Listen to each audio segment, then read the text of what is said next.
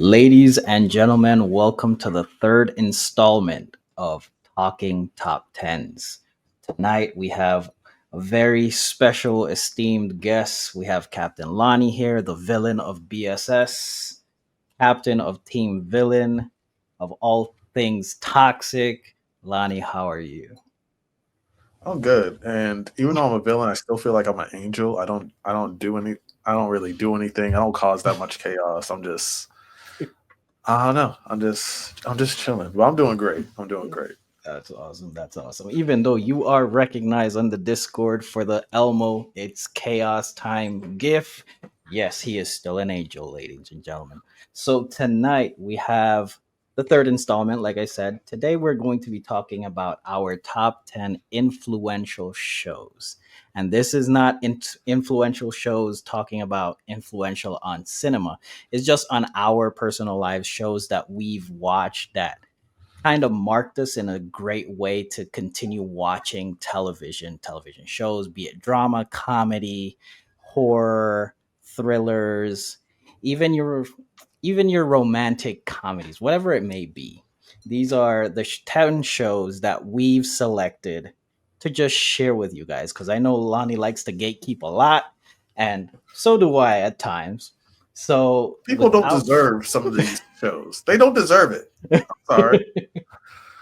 Like you y'all heard don't it from deserve him. anything. So so what we're gonna do, the format is like I told Lonnie, and like I tell everyone, this isn't a push your agenda, this isn't a debate show. This is just two people talking about things that they love. So without further ado, here is the list that we came up with. This is our 10 shows, and what we're going to do, we're gonna go one by one, and each one of us is gonna talk about the show that we brought to the list. So I usually go with the guest first. So Lonnie, speak about this show called Banshee. Banshee is probably my favorite watch. I've watched Banshee at least 5 or 6 times. It started off on Max. I think you can watch it. No, it started on Cinemax. You can watch it on Max now and stuff like that. Basically, this ex-con gets out of jail or out of prison after he did a huge heist with his girlfriend. He let his girlfriend get away, and he took the rap for it because they got caught. Uh, it's like years later. He's like in his 30s now. He goes out basically to the Midwest, gets into a bar fight. He doesn't really have. He's also kind of hiding from like the Russian mafia. So yeah, he's out in the Midwest, but he knows that's where the girl is. Gets into a bar fight. The new sheriff that just came in town was there, accidentally got shot and dies. Oh, He calls up his buddy and takes over his identity. And now he's the new sheriff of the town, and shit gets crazy. It gets crazy up in there. The fight scenes, the drama, the heist that they do, like they raid a military base. Like there's so many things that happen in that show. It's phenomenal to watch. so a Bonnie and Clyde story begins with. Then he takes a rap. I was gonna. I was at first when you were explaining the show. I was like, okay, maybe the girl isn't gonna give him the money back or whatnot, and she's running away from him. Oh, Blah blah that's blah. the thing. So when he finds her, she has like a husband. He finds out like, oh, I had a daughter, and she's like the daughter's a teenager at this point, and like Disgusting. so it's he's like, yo, like this girl made a whole life without me. So it's like there's that, and then there's also the like the Amish mobster, which like it's weird that he was Amish. He's like he's like anti-Amish. He like left the countryside and with is Amish. Then people wear the hats, right, and stuff Mhm. like that. But yeah, Yeah, like the he left. hats, sideburns. Yes, so he left that community, so you get to see like the good and dark sides of that community too.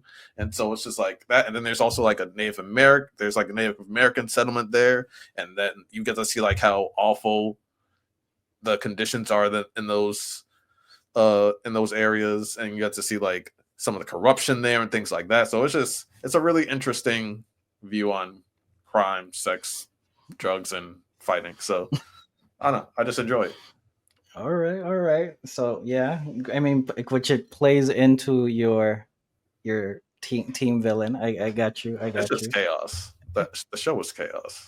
I mean, it sounds interesting. Like I told Lonnie, but by the way, guys, I told Lonnie ahead of time that a lot of these shows on this list from his side I haven't seen, but I am definitely going to watch a lot of these, and this is one of them because I saw all the trailers of his shows, and this one stood out to me It because is heat. it is crazy. You're coming out of jail and you're just trying to find your old work and get your money whatnot, and no, now you're a whole different person.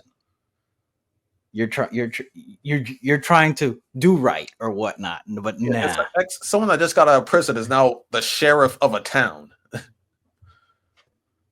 Yeah, it sounds So crazy. yeah, it's a lot. So I'll go with mine. First off, I have Oh, one I one thing oh, go before you, ahead. I didn't want to say with this list.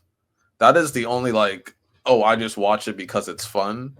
Like every other thing on the list, except maybe Spartacus. But at the same time, yeah. So besides Spartacus, every other thing on this list, there's like an actual like deeper, like really like deeper meaning and connection with these shows besides it just being fun. Okay.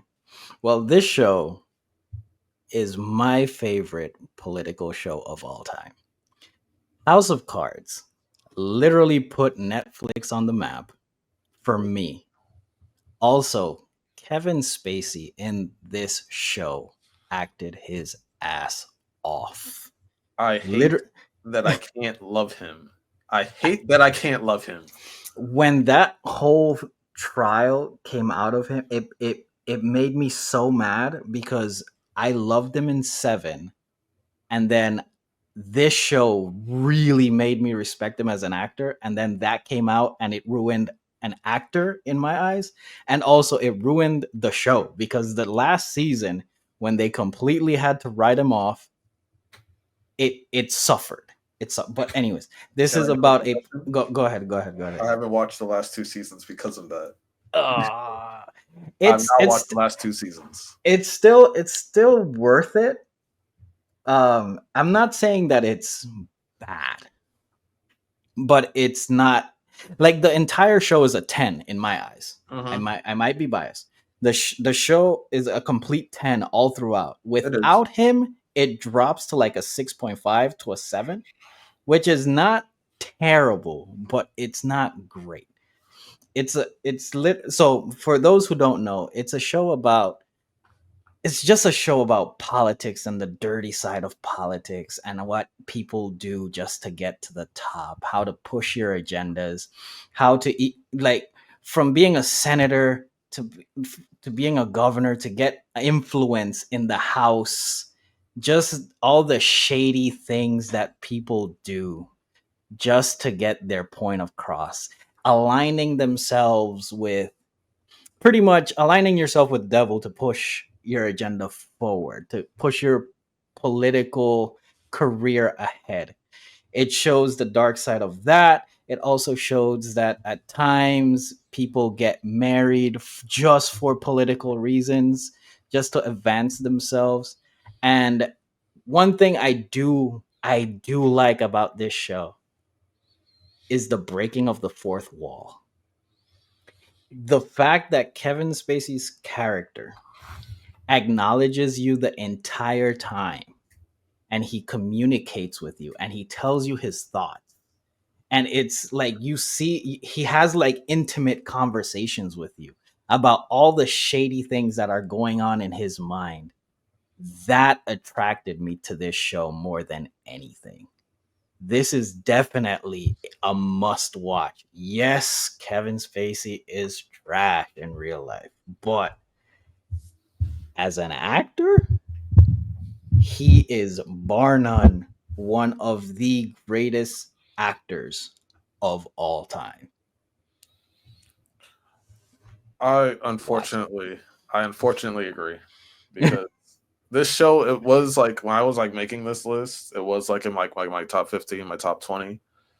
I just never finished it. That's why I couldn't put it on here. It's like everything else here I finished. But I he Yeah, the acting in that show is it's one of my favorite acting perform like male performances.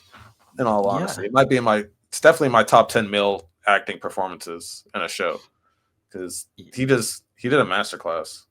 he really did. And one of the even um Mahershala Ali is in this show, and his character is great, and just how the supporting cast, like the entire show, the premise of the show, the acting, the actors, the cast from top to bottom, it's literally one of Netflix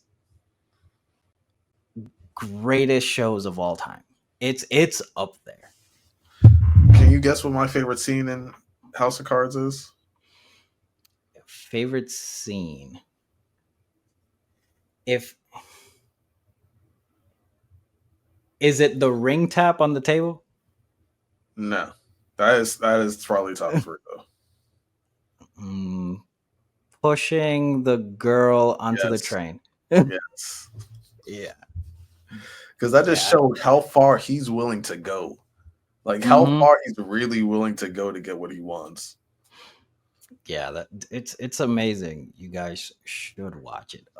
So next up, we're going back to Lani, and Lani, talk about this one, Billions, because this one, before you start, this is literally the next show I'm going to watch.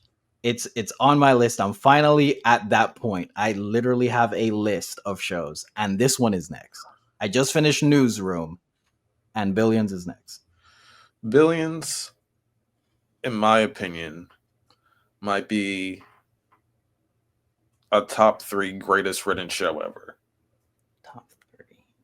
in terms of writing. It's the tension. I'm a very competitive person.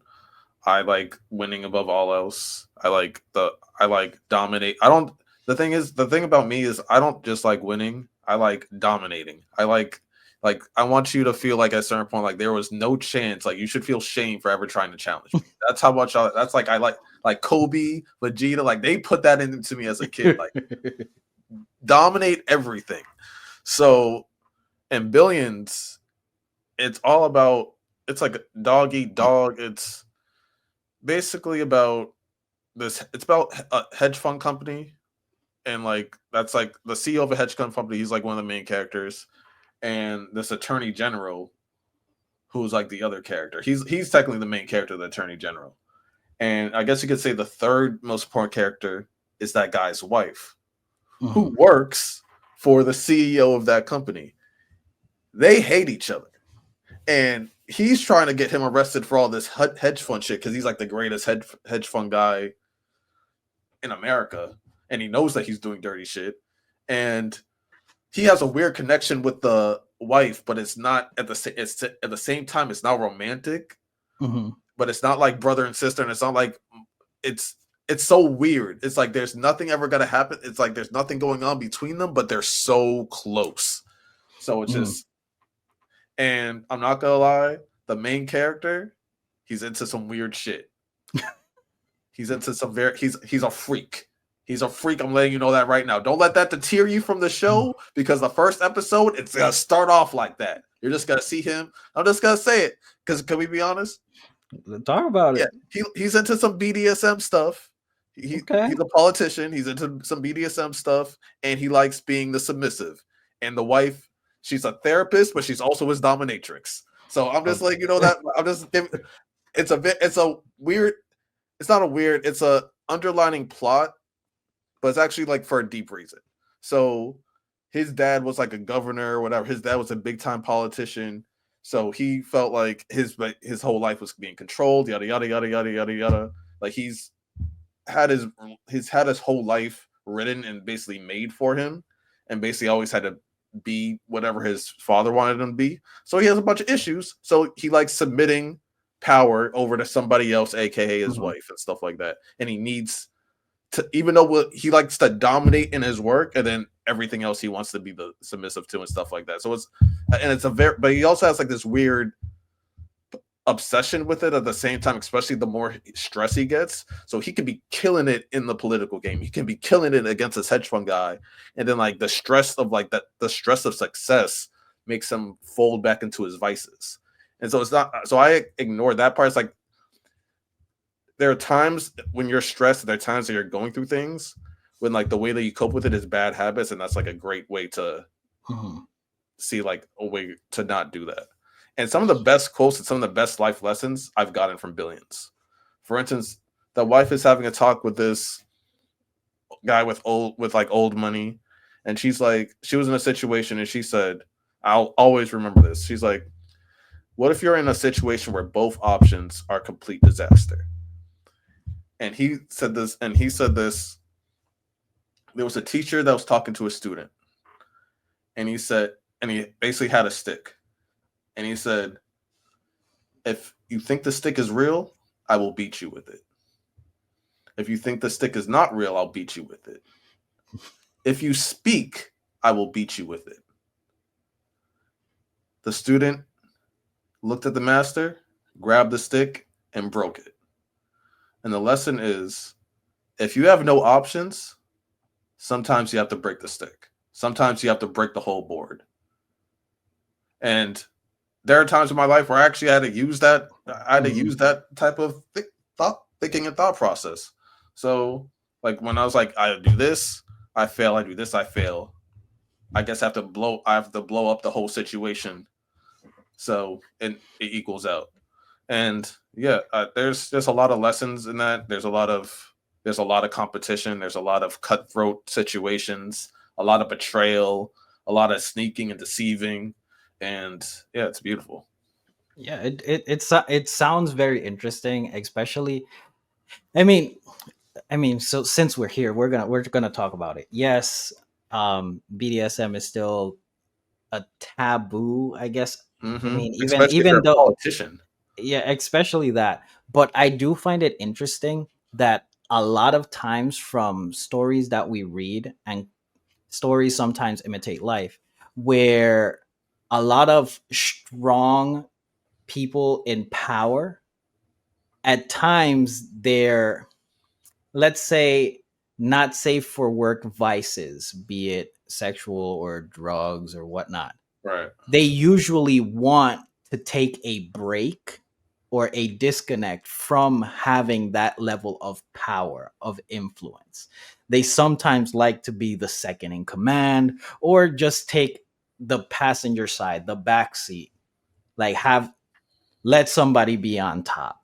Mm-hmm. And that to me, I like that aspect, because it does show a level of vulnerability in characters, because sometimes you just see the person who's always striving to go on top, always pushing, always going, always succeeding.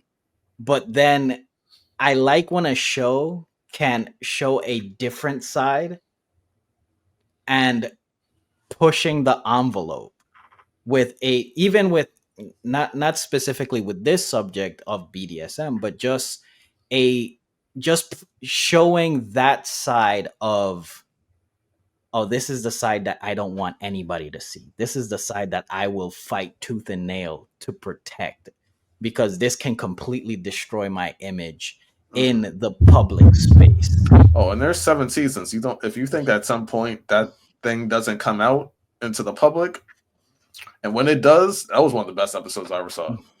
One of the I best mean, episodes I ever saw. I can imagine, and like just seeing the main guy. I can't remember the actor's name, but I love him as an actor. Paul Giamatti, I love as an actor, and I can't remember her name, but in the show she's Taylor. It's she's in John Wick. She's the one that comes Oh, the bald in, one. yes. Yes, this was her first acting gig. After I saw her in John Wick and I saw she was in Billions, that's when I put it on my list, because She's not just on. for her.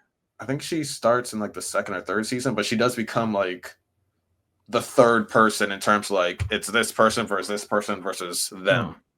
Gotcha. Yeah. Like I love her acting. I love the way that I she think she does speaks. identify as they them though. I don't want to get canceled. Okay. But I do the thing that I like about her is in every show that she does or that I've seen her in, she has a cadence in how she delivers lines that it's monotone, but you still feel it's like you feel emotions when she speaks, but when she speaks, it's literally like a robot talking. So you'll love her in this because she's a super genius. And so it makes more sense why she has that cadence and things like that. Mhm. Because she's just like so much more intelligent than like anybody else in the room. Yeah, So I did see a clip of her literally of them. talking, and she is of them. I'm sorry, Yeah. of Because them. I think she was the first they them to get hired into like a main act a main role or whatever like that. So she has a big fan Gotcha. base. I don't want to get killed. No, So I got likewise. I would not like to die over something like this. But yes, they them when they deliver, it literally sounds like a supercomputer talking. It's like if you ask Siri for answer this quadratic equation and whatnot. I picture that character talking. So it's on my list. It's she has literally the some of the next best show. she has some of the best scenes I've seen in that show too. Like she they are phenomenal. God damn it. It's difficult. It's We're gonna have to difficult. edit some of this. We're just gonna have to, God damn it. All right. So I'm gonna move on to what I've been pushing everybody in the Discord to watch. We're talking cowboys. We're talking ranchers. We're talking Yellowstone. Yellowstone, ladies and gentlemen, is for me one of the top 5 shows of all time. This right now, it's you think the Marvel universe is something? The Yellowstone universe is taking over TV. This show centers around the Dutton family who will do everything to keep the ranch in their name. They go against politicians, they go against big corporations, they go against the Native Americans, they go against everybody. The amount of influence that these people have is insane. And to show a broken family come together regardless of whatever is going on, like, hey, the ranch is in trouble, they are there. They kill people, they blackmail people, they send people to the train station. The train station is the edge of a cliff, and you're going down to the bottom of the cliff with a gunshot. This show is phenomenal. It is insane. What's his name? I forgot the writer's name. Last name Sheridan. I think it's Taylor Sheridan is his name. Uh, I can look it up. Anyways, he is a actor on the show. He's also the writer of the show, producer of the show. What else has he done? All the Yellowstone spin-off.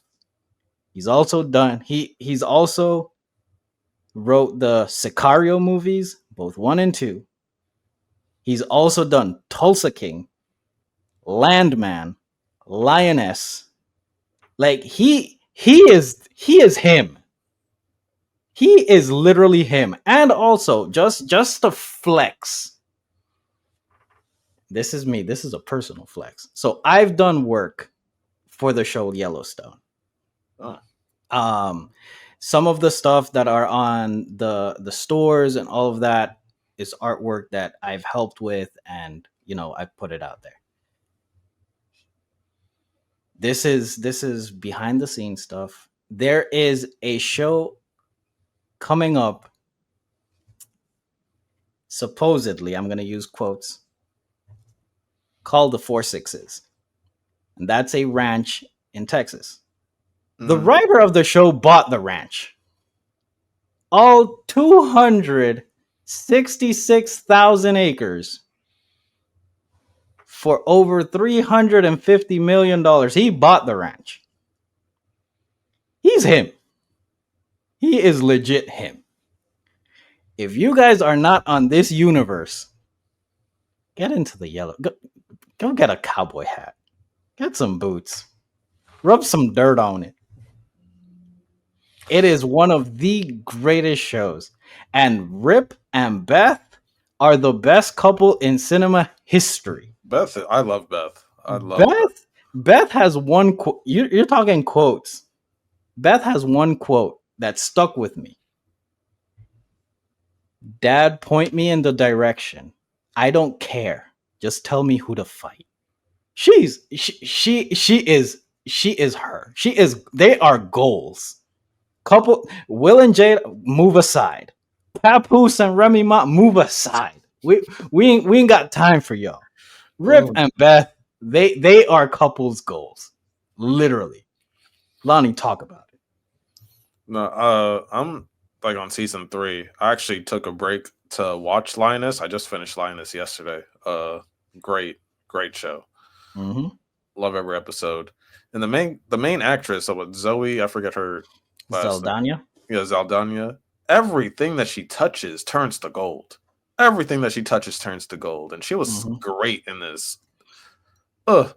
I need season 3 immediately. No, but Yellowstone, it is actually to me it reminds me a lot like Billions, where it's like I don't care about cowboys, I don't care about hedge funds, but the show and the acting is what carries it. It's what carries it, and it's just the tension, the betrayals, the deaths, the figuring out like, oh, this is like a life or death situation. How every episode, how do we get out of this? Every episode, it's the same type of feel. So yeah, no, I can't wait because you're saying that there's like some like red wedding type situation I'm about to run into. I Uh, was just about to ask you if you reached if I took Beth's office. Have you gone no, to that part? no. Okay. Okay. So yeah, but I hear a lot of great things. I did hear though that in this last season, it was a even though he left, after he left, it was a lot easier to film. Apparently, Mm-hmm. that's what they were saying. The one that Yeah. plays his youngest son, I think that actor said that. He said it was just he's like it was the easiest season we ever filmed. So he said it wasn't a shot, but it was a shot. Um, Yeah. but at the same time, that I feel like he's a perfectionist. So Mm-hmm. I feel like that can like move people the wrong way, So that could have been an issue. And when you work with someone for like a long periods of time for hours, because they'll film probably sometimes 12 hours a day and stuff like that. Like things happen. So yeah, no, Yeah. Yellowstone's great. I can't wait to finish. If for everyone that's hearing the sound of my voice, I put the show off since it came out. My coworkers kept telling me about it. People kept telling me about it because I stay in Texas. Like, hey, this is filmed here, whatnot. One of the producers came to our store and, we did some work for him, blah, blah, blah, blah. And I still put the show off. I still put the show off. One of the producers, after we finished doing work for them, gave me drinks. Hey, thank you for. I still put the show off. I finally tapped in and I was like, I wish I started when it first came out.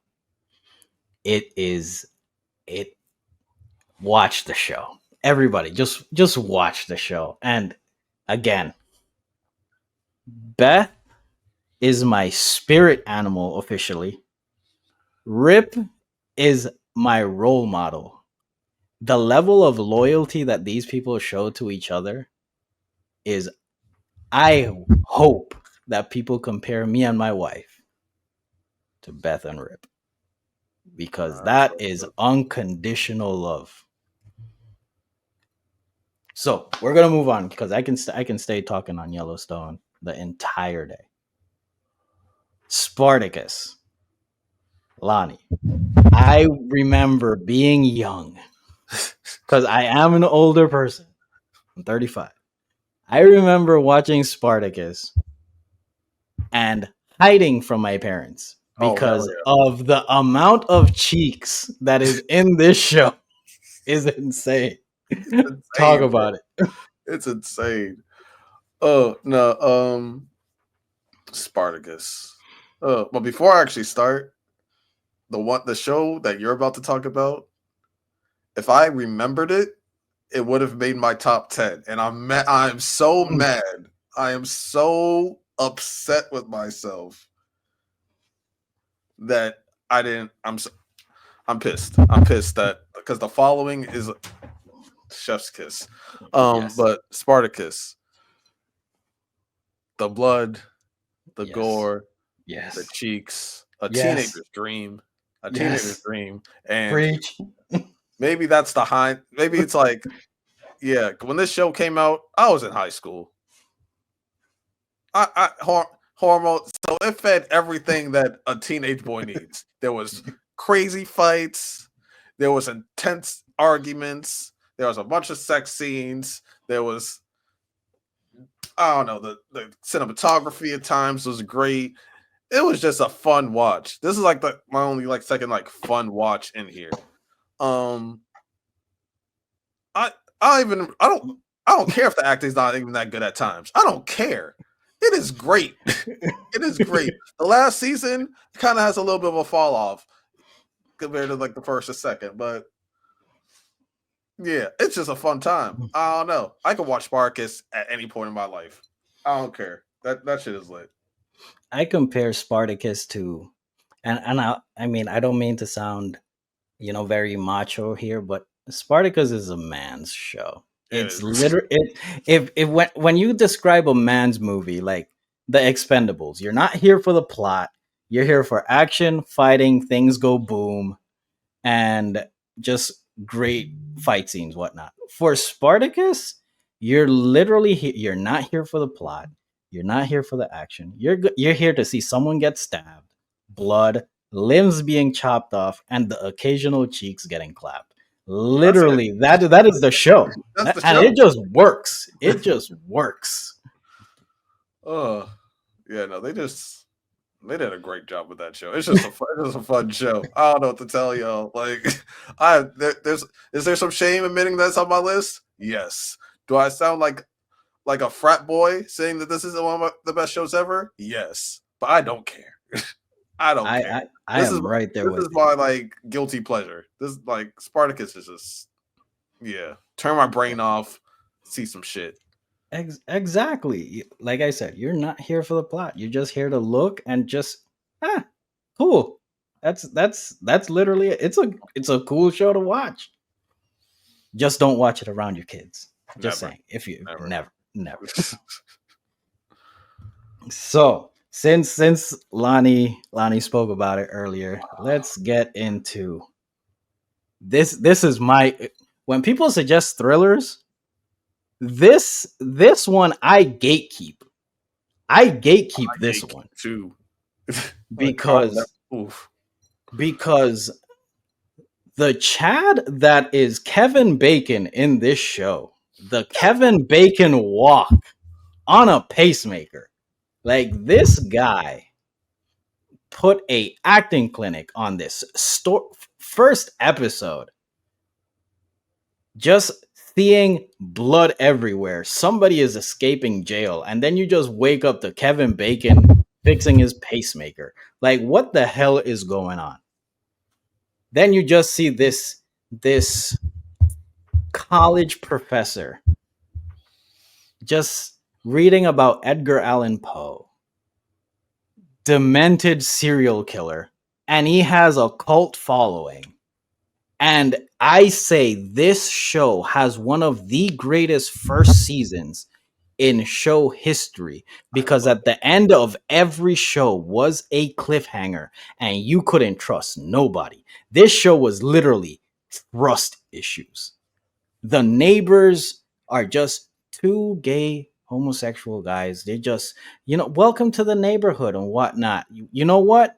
No, they're trying to stab you. They're trying to kill you for no reason just because they wrote fan letters. Like, what?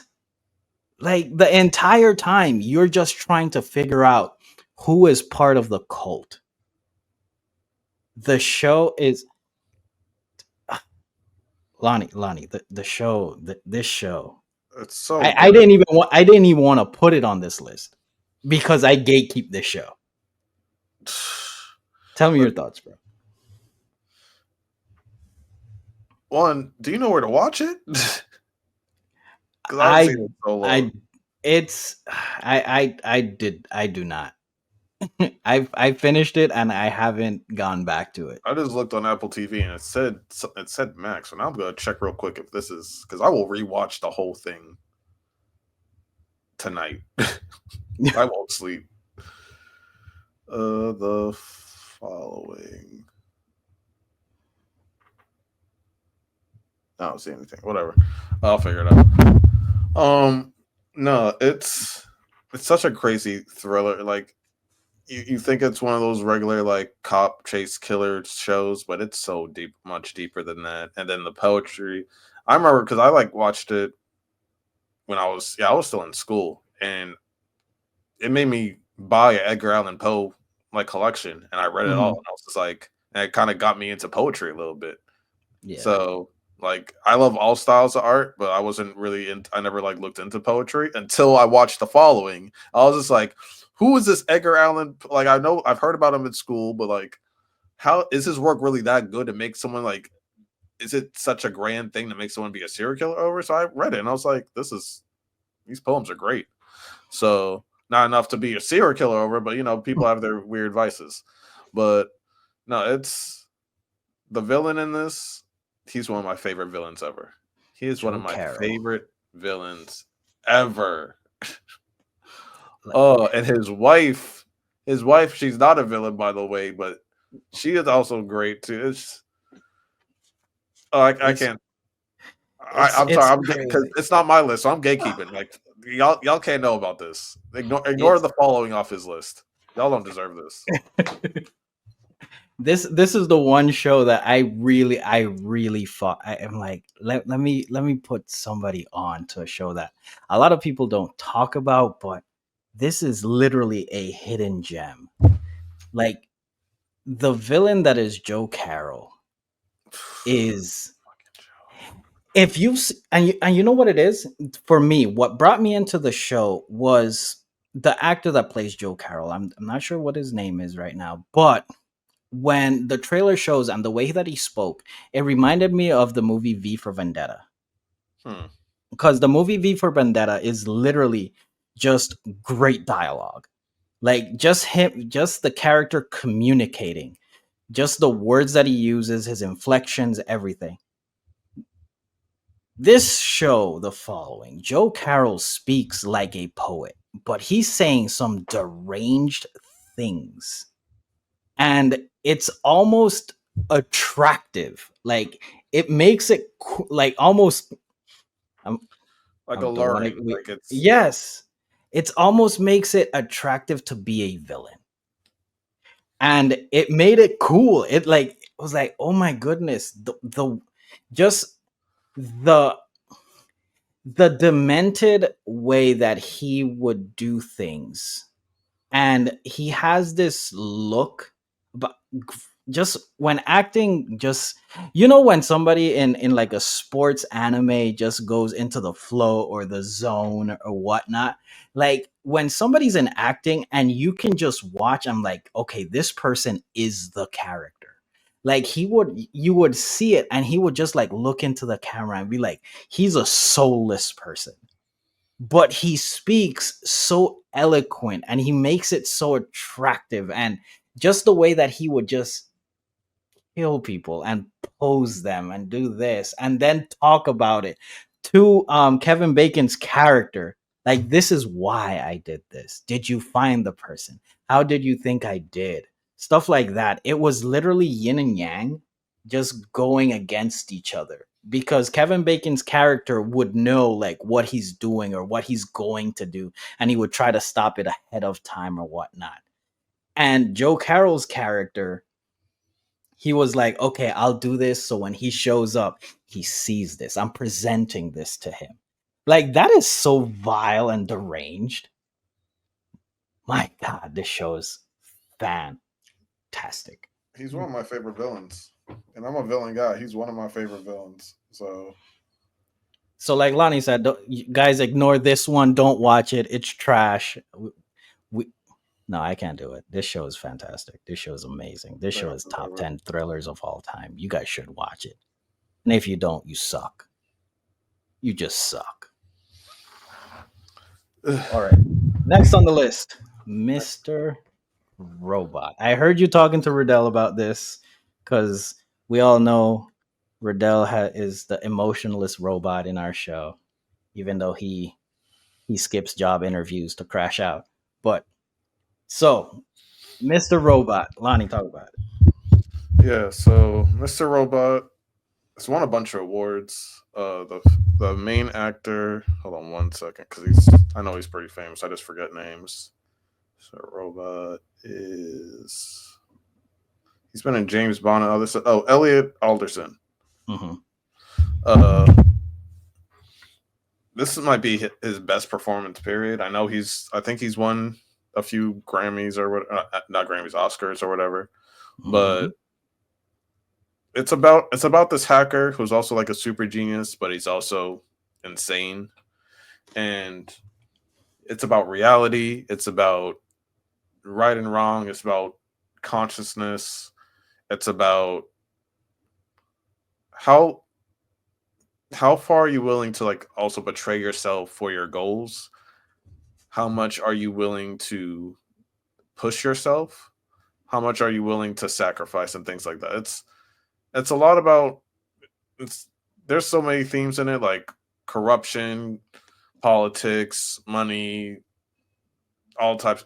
It covers a lot, but the main Mm-hmm. character, I would say he's one of the only characters that I relate to in a lot of ways. Not the insane part, all the other parts, some of the other parts, but yeah, I think there's maybe like 3 or 4 characters where like in like fiction that I was like I see a little bit of myself in them.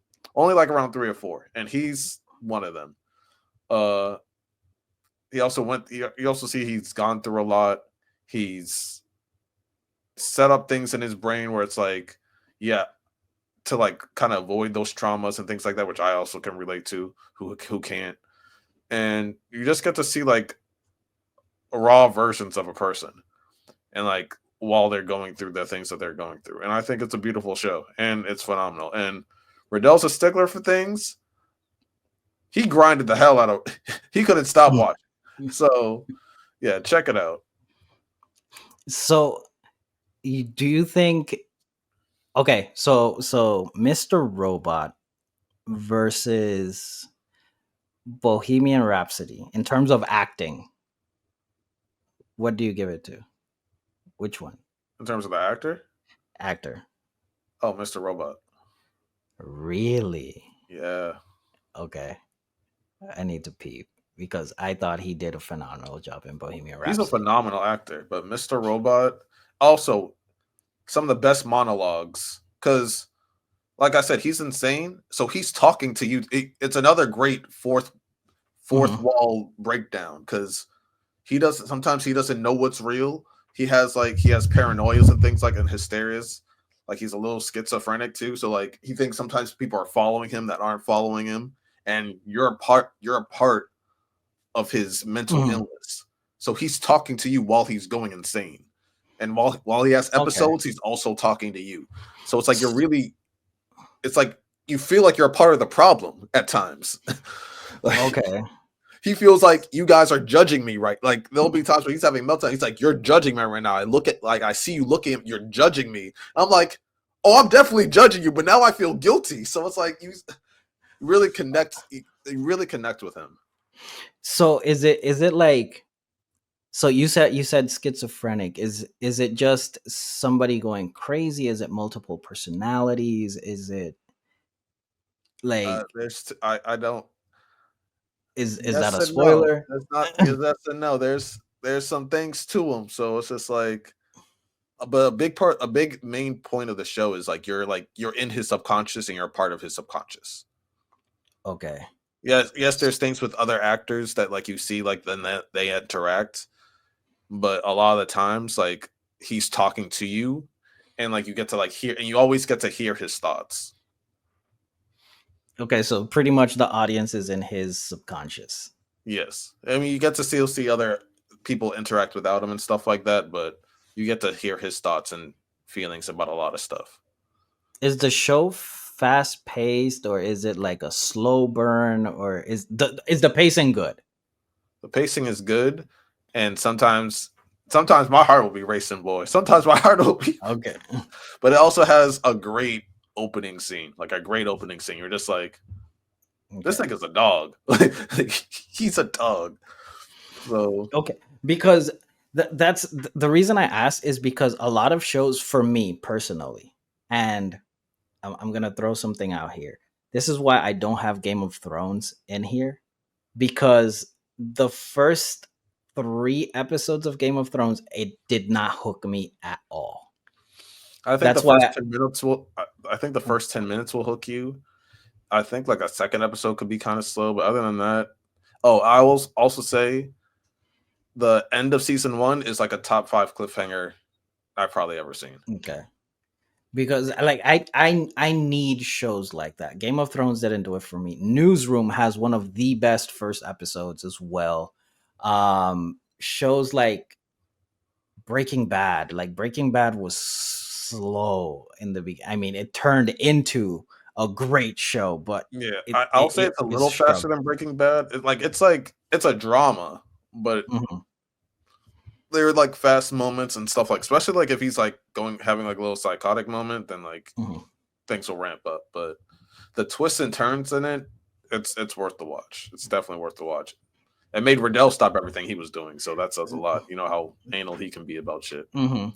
Because I really do enjoy shows that focus a lot on mental illnesses and do them in a way where yes it's dramatic but m- there's a tangible sense of truth behind the way that they're depicting it on screen. So Hmm. this does definitely sound that it'll scratch that itch in my show curiosity. There's so many moments in season one and two where your mouth is just gonna be wide open, like what the fuck did I just watch? So it's definitely worth it. Okay, I'm gonna check it out. I'm gonna check it out. So, Succession. Mm, Succession is is great. I refuse. Succession. No, Lani. Lani. I refuse to watch it. Why? I I'll say why after Okay. Okay. you go. So, Succession did something in in show history for me. There's been no other show like this. Succession has no redeemable characters. The show Succession, every character is a piece of shit. Every character sucks. Every character is selfish. All the characters act great.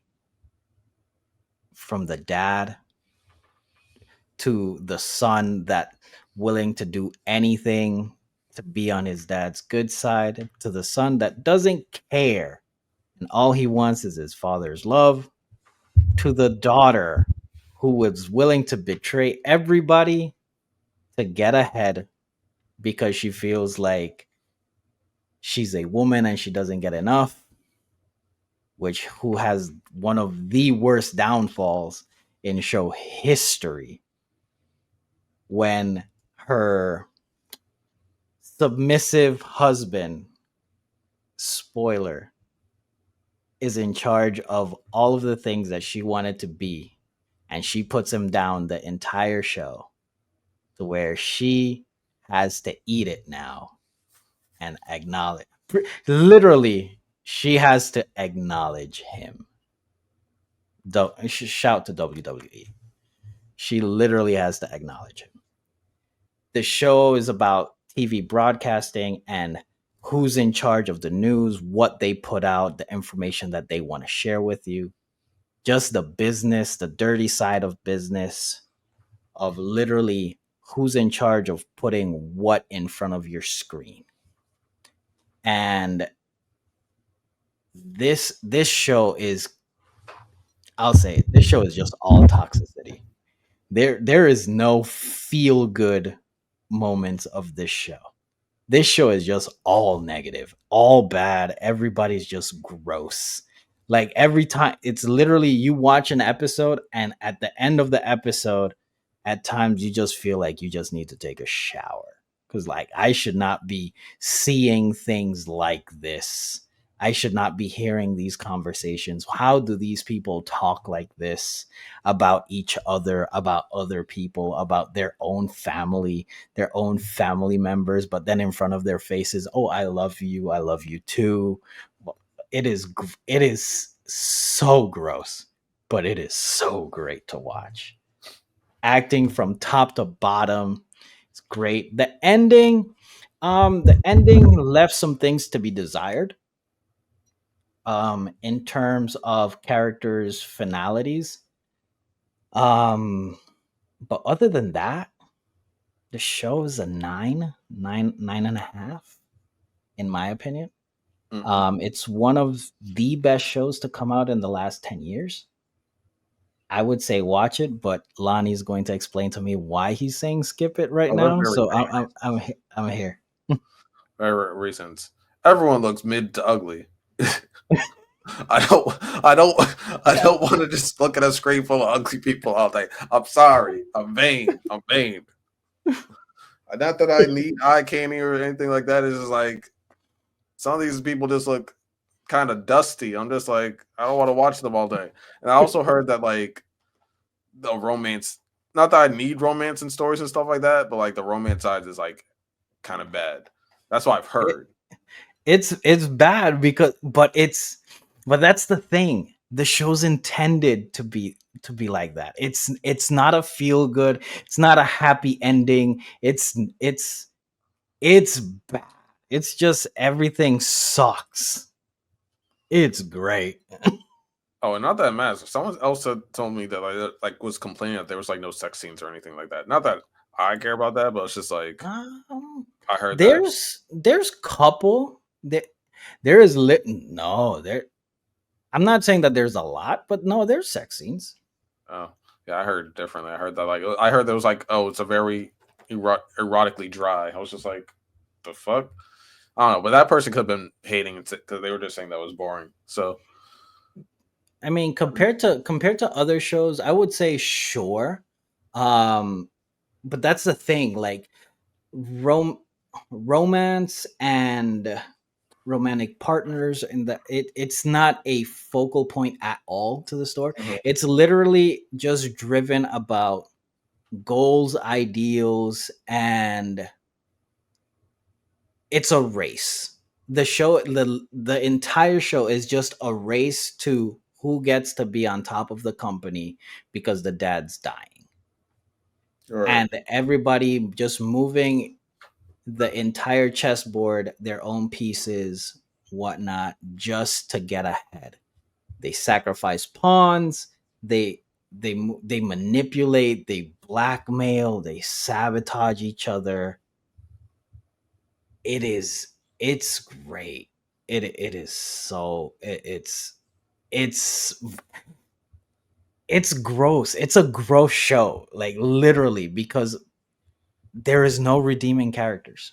Like everybody, like you know how in Akame got killed, like everybody dies. Like Mm. literally, that's like the main point of the show. The main point of this show is like there is you're going to get the question, who's your favorite character? And you're going to say somebody, and your next sentence is going to be, but this person's terrible. Every character is like that. There is no fan, excuse me, there is no fan favorites.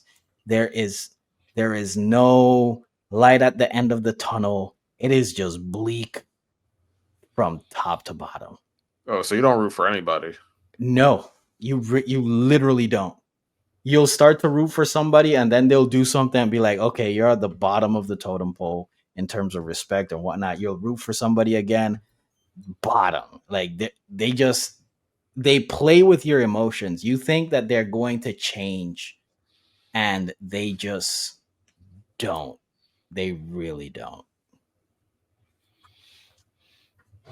But that's my view of Succession. I think it's one of the best written shows of the last 10 years. I think it had the TV industry in a chokehold when it was out. Hmm. When the show and like there's different moments, different cliffhangers, um, deaths that literally were trending on Twitter. Back when it was Twitter, now it's X. But the show is so different in terms of that because in a show you tend to want to see a character that you can relate to, that can show you something, that can teach you something, or that you can say like I've done that or whatnot. This show gives you none of that. If you can relate to somebody in this show, you need to go to therapy, or you got to start asking yourself some questions. So maybe that's another reason why I shouldn't watch the show. No, you should watch it. And if you do relate to somebody, don't tell a soul. I'm just gonna be like, yeah, you know what? We'll see. I might check it out. We'll see. All right. I have to finish Yellowstone first. I would say don't even watch Succession. Just watch Yellowstone then. I just want you to finish Yellowstone so we can talk about it. I'm gonna send you some boots. I got you. All Okay, right, so what's next? We got Westworld next. Westworld. Some people hate on Westworld, which I don't get, but I have it down there because to me, it hits a lot of my favorite themes. Because I'm a big philosophy guy. I'm a huge philosophy guy, and basically, Westworld is an amusement park for families, Mhm. quote unquote, with humanistic androids in the Wild West. And you get to see different aspects of like psychology and things of like and consciousness and things like that because they're very, very, very advanced androids. They're basically more human than human at times. And but they have like settings and things like that. But you also get to see the human side where it's like, oh, this isn't really a human. I can do whatever I want with it type of situation. So, kids will beat it, kids will smack it, people might sexually assault them, they might shoot them, like things like that. It's the Wild West. We can do whatever we want type of thing. And of course, like none of these animatronics can fight back until a virus kicks in. Mm. And all these things are like, and like Westworld, it's basically telling us a Wild West story, and like with different like side quests and things like that. So all these characters, so all these androids think that they are individuals, but if they get shot or killed or whatever, they have their memories wiped and things like that. But what if they all got their memories back and they didn't have Mm. limiters anymore, so they could hurt people? Then so the show goes into that. It gets crazy. It gets real crazy. So it's like because like people that are technically programmed to be cowboys against regular rich folk having fun at an amusement park. Who do you think's gonna win that? But Yeah. no, it really gets down to like what does it really mean to be alive? What does it really mean to be human? Because they have memories, they have families to these androids, they have lives, and sometimes like they get switched roles. So like one android, she used to be the mother in a story and stuff like that, and she had like a kid for an android, things like that, and she did everything that a mother would do because they're like so well advancedly built. Like they have like their own blood and things like that. Like they basically have like an artificial brain, basically. And then eventually she got killed too many times in the story, and so she started glitching. So they changed her story, and so like last few years she's been a sex worker and things like that. They gave her somehow she got her memory back, so she's like, "Where the fuck is my kid?" Mm. So you get to see her go through that and then upgrade herself and things like that. But it's and then there's also like a hidden like there's a hidden treasure and there's like conspiracy theories and all types of it's a really fleshed out show to me. There's a lot of good like thinking points, which I love. And yeah, I love those consciousness and morality type of conversations because a lot of people just like to ignore them and side one way too heavily. And when like sometimes like things are more nuanced. So because if we made an android, so 10 years from now, there's an android that basically has an artificial brain. They think they have emotional type responses to things like that. They have their own type of personalities. Are they technically human? Mhm. So it's like, do we have to treat them differently? Like, it's like things like now eventually, unfortunately, we have to like actually start thinking about. So, like, eventually, Santo? Do you think we're gonna give robots rights? um I I don't know, but for me, that like just even having that conversation makes me very nervous, because I Mm-hmm. think because I am a Christian. I do think at times society pushes things to where we really don't need to go to. Like I don't think like We have I, obsession with being God exactly, like we've always been trying to take the place of God since in the beginning of time. in society. We've always trying to advance. It's like this is my personal belief. Let's say there's a reason why we can't reach the bottom of the ocean. Mm-hmm. What are humans going to do? Oh, let's find a way to reach the bottom of the ocean. Like why? Like can't you just accept that? No, we always need to push the envelope, and it just me. We've seen too many movies of things going bad when you try to play God. We've seen what happens in Terminator. We've seen what happens in Jurassic Park. Like, can we just chill and just sometimes I do think the right answer is accept things as they are. Sure, let's innovate, let's progress, let's move things forward. But at times there are certain things that we just need to leave alone. And that artificial life, artificial intelligence, I mean, you said they feel they have emotional responses to things. They have an artificial brain. Are they human? Do they have a soul? Like what is a soul? Mm-hmm. Because think Like about when they then we start going into that Pandora's box. yeah, because like I said, like they go like they take you on like quests and like their storylines and stuff like that. So like if you shoot someone's dad, the android robot's dad, the responses will be like, "You shot my dad" and stuff like that. And then like when they don't have limiters, they can actually do something like, "Wait, you shot my dad? Put them hands up!" Like, like, Yeah. and it's like, "Oh, we're just playing a game," but that's my father.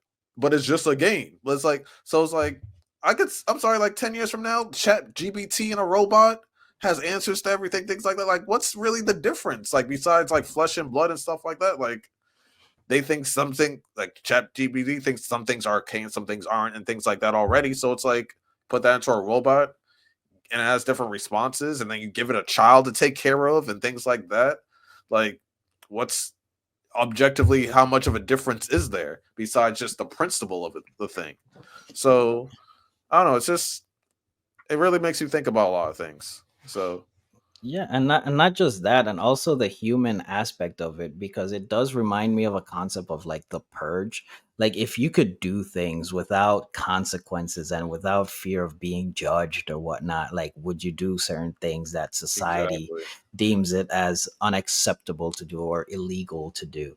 And when you say that they go into these avatars or whatnot, and they shoot, they kill them, they kick them around, they bully them, they assault them in all the ways that the word can be applied. It brings to show like really inside everybody do you think that this primitive vile creature or just monster inside, does it exist inside of everyone? I think to an extent it does. How much of it gets let out, I feel like depends on the person. Mm, But it's like, think of it. We play video games. It's to let out things. It's to do things, sometimes violent things that we can't do in real life because of consequences. You can't just do Call of Duty stuff in mhm. real life without major consequences, and you'll also be crazy. So you do it some, and it relieves stress and things like that. But if you were allowed to do that in real life with zero consequences, there's plenty of people that would do that. And like Yeah. you see, uh, people at the end of the like when it, I I'm not as I don't have as nice of a view on human beings in the world as the average person. I think, and myself included. So it's like you could call it. I'm not. I don't think it's self hate being negative about ourselves because objectively, to me, human beings are the worst things on the planet. We are the worst things. Like we affect the planet negatively more than any other animal on the Mhm, planet because we're at the end of the day mhm, we're an animal. Hippos aren't polluting the air. Uh, Tigers aren't burning like toxic fumes and natural mhm. oils and things like that. Like that's us. We're technically, to me, we're technically parasites to the earth. So I just hope the earth doesn't eventually fight back one day because that would suck. Um, so it really like I really feel like if that's technically what because what the path we've been on since the beginning of time, cutting down trees, burning down forests, fighting each other, hunting animals to extinction, things like that. So it's we're at we like to ignore it because of society and because how it makes us feel, but we're violent, somewhat evil at times creatures, and definitely self-destructive. So, like, what other animal on this planet can destroy the whole planet? Just us, just us. So that's who we are at the end of the day, and I feel like Westworld shows that aspect, and it makes you uncomfortable at times thinking about that. I get uncomfortable thinking about that. Like, yo, low key, I'm one of the worst things on the planet, objectively. Yeah. So no, I hear you, and I see what you're saying. I like that it does show it. It's almost like, so since we're an anime channel, it shows it's I would say it's almost like Hunter x Hunter. It's when Gon literally throws away humanity for revenge. Yeah, Like you can see how Gon, being literally one of the nicest, morally sound characters, and something happens and then he just turns into a complete monster. I'm not hearing logic. I'm not here for any good guy. Not now.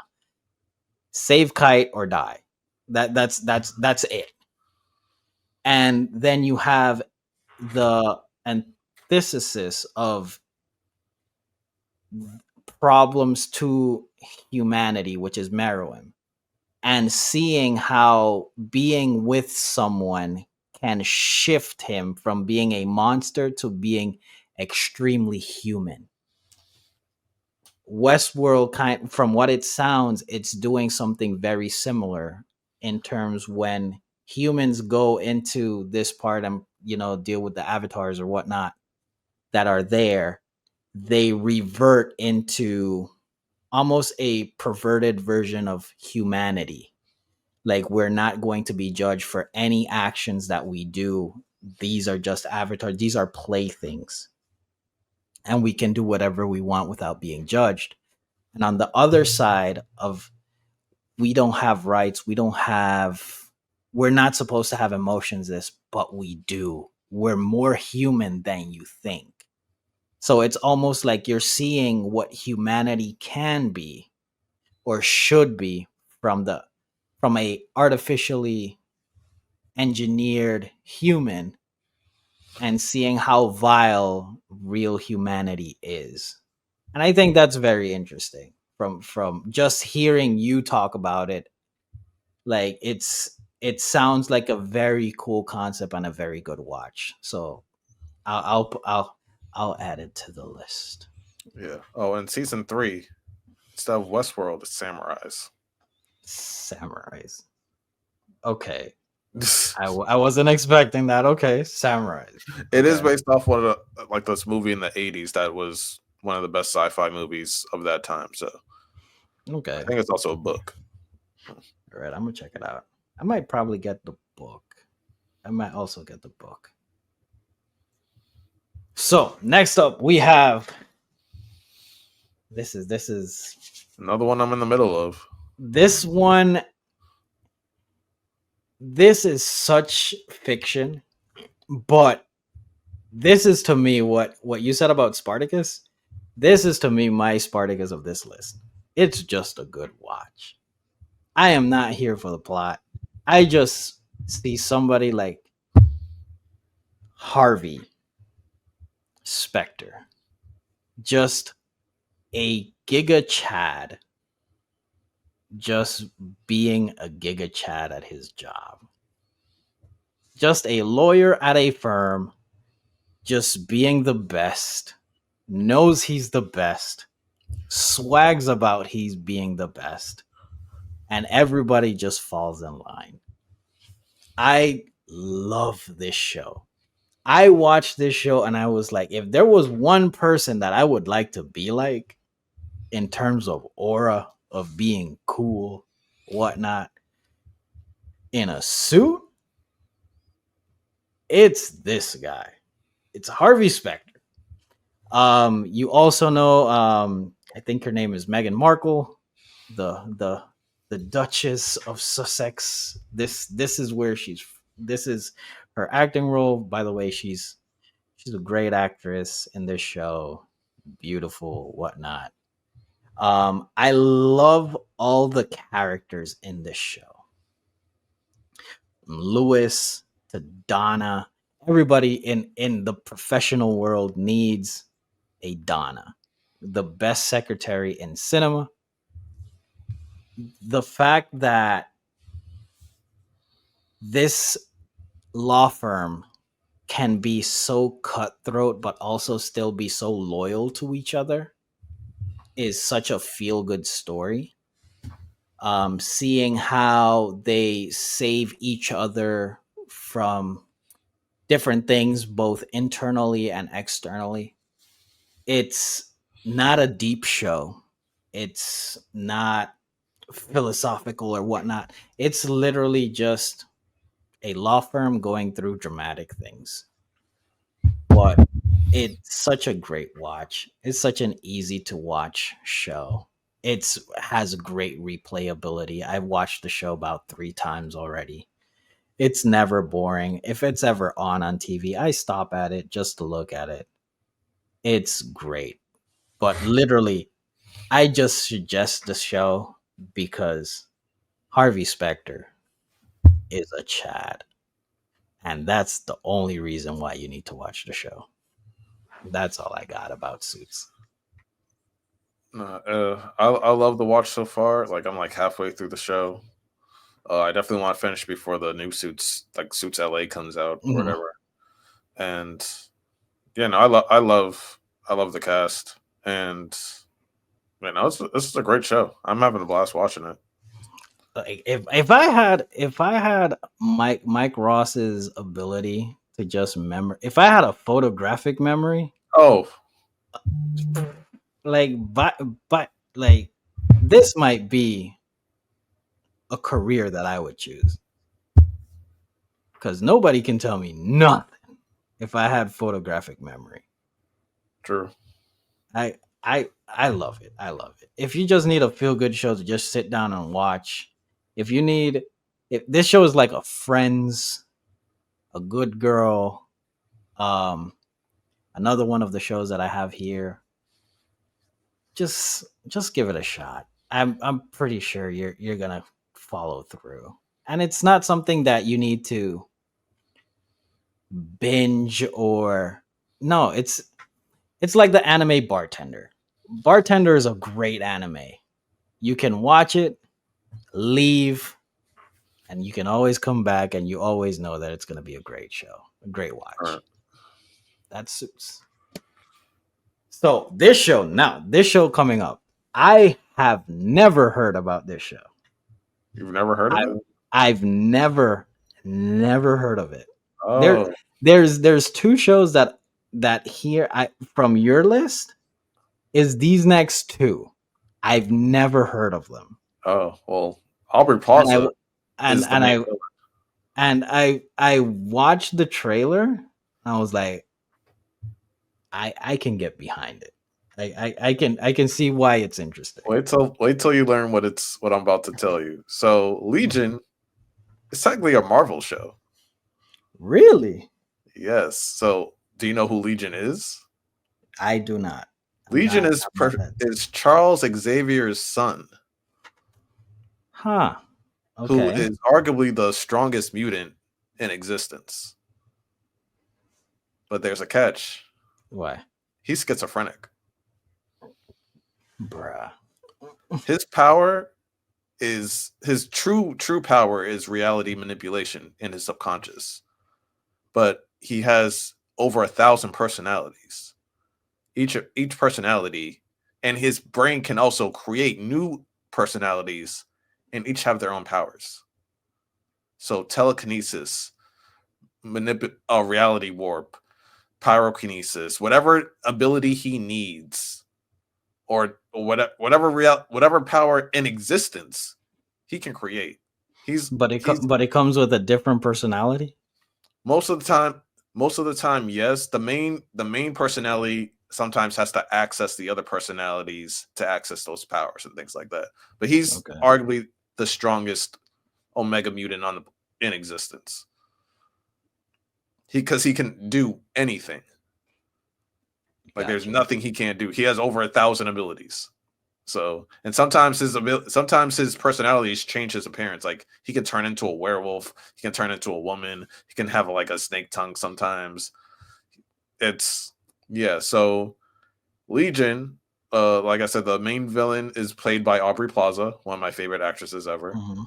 She does a phenomenal job. She plays another telekinetic who got defeated by Charles Xavier in the astral plane and found him, and like dug their subconscious into his subconscious as a child, which developed his schizophrenia and things like that. And he's been borrowing and living and feeding off of his power and things like that this whole time. Um, but the great thing about this show is sometimes you don't know if it's because he's using his powers, or if he's just hallucinating because he's fucking crazy, or if it's because the main villain is fucking with him. And there's like I think it's around like the 60s or 70s and things like that. That's like the setting for it. And it's a good vibe. It's a lot of mind bending stuff. His girlfriend or love interest is kind of like Rogue. She can't touch people, Mhm. or if she touches you, she can switch bodies with you. Like she'll be in your mind and you'll be in her, and she'll be in your body, you'll be in hers type shit. So a lot of other mutants with some interesting abilities. Like there's one where there's I think if I remember correctly, there's like a female and she has like super strength, and an old man that's like super intelligent, and like they're in the same body. So, That's or I think interesting. they can separate, but a lot of times like they can only separate for like X amount of time and stuff like that. But they have to be together. And yeah, there's just some interesting mutants in there. A lot of a lot of mind bending. Is this real? Is this not real? Oh, now this is that's not real, but this is real. I got to deal with this. And yeah, Aubrey Plaza, one of my favorite perform. I don't know if it's her best performance, but it's definitely one of my favorites from her, because she makes a great psychotic villain. She makes a great villain. So was it okay? So this is was this advertised as like a Marvel show? It was on FX, so it was on Fox. Ah, okay.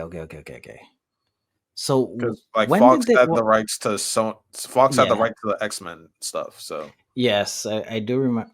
Hmm. What year did this show come? Like it was like in the mid 2010s. 2010.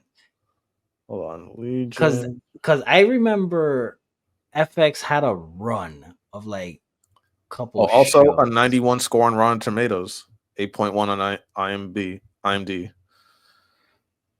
Like, because I'm trying to remember, like, I really never heard of this. Like, when I was watching on FX, it was, what was it? Sons of Anarchy, I think, was there. It The started in Str 2017. 2017. Yeah, so I remember watching The Strain.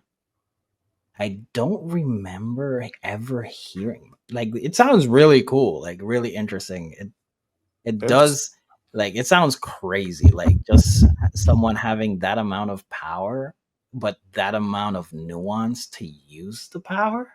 and a lot of mental illness. Like Yeah, and he, like a big part of it, like he's in like a psych. He's like in a mental institution because he's fucking crazy.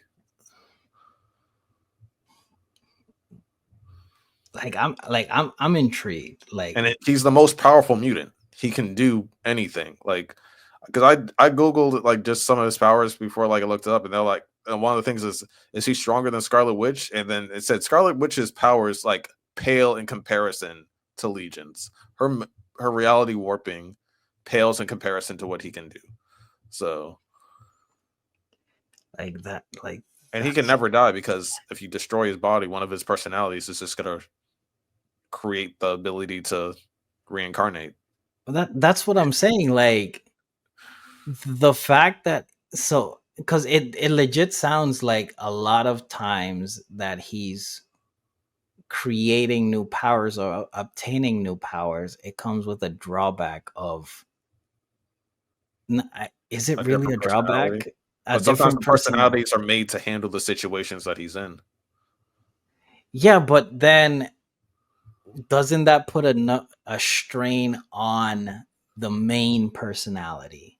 Like, Yeah. it's like, if it's like, okay, I'm a manager and I manage 50 clients, but I need to Yeah. get this, so I need to bring another client. Okay, that's more work. I bring another one, more work. Well, that's the negative. That's why he's fucking crazy. That's why like a lot of Yeah. times you can't. He sometimes he can be a villain. Sometimes he can just be in the way.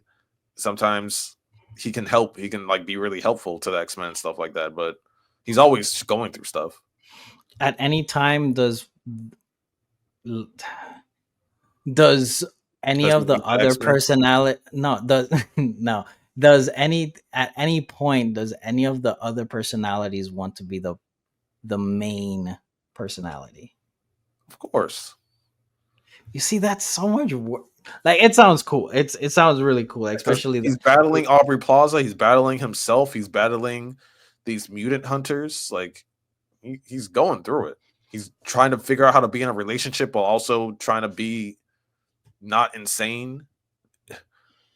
So I might just need to do like a recap of the show, but it sounds like a mind fuck, to it's be definitely honest. a mind fuck. It's a complete mind fuck.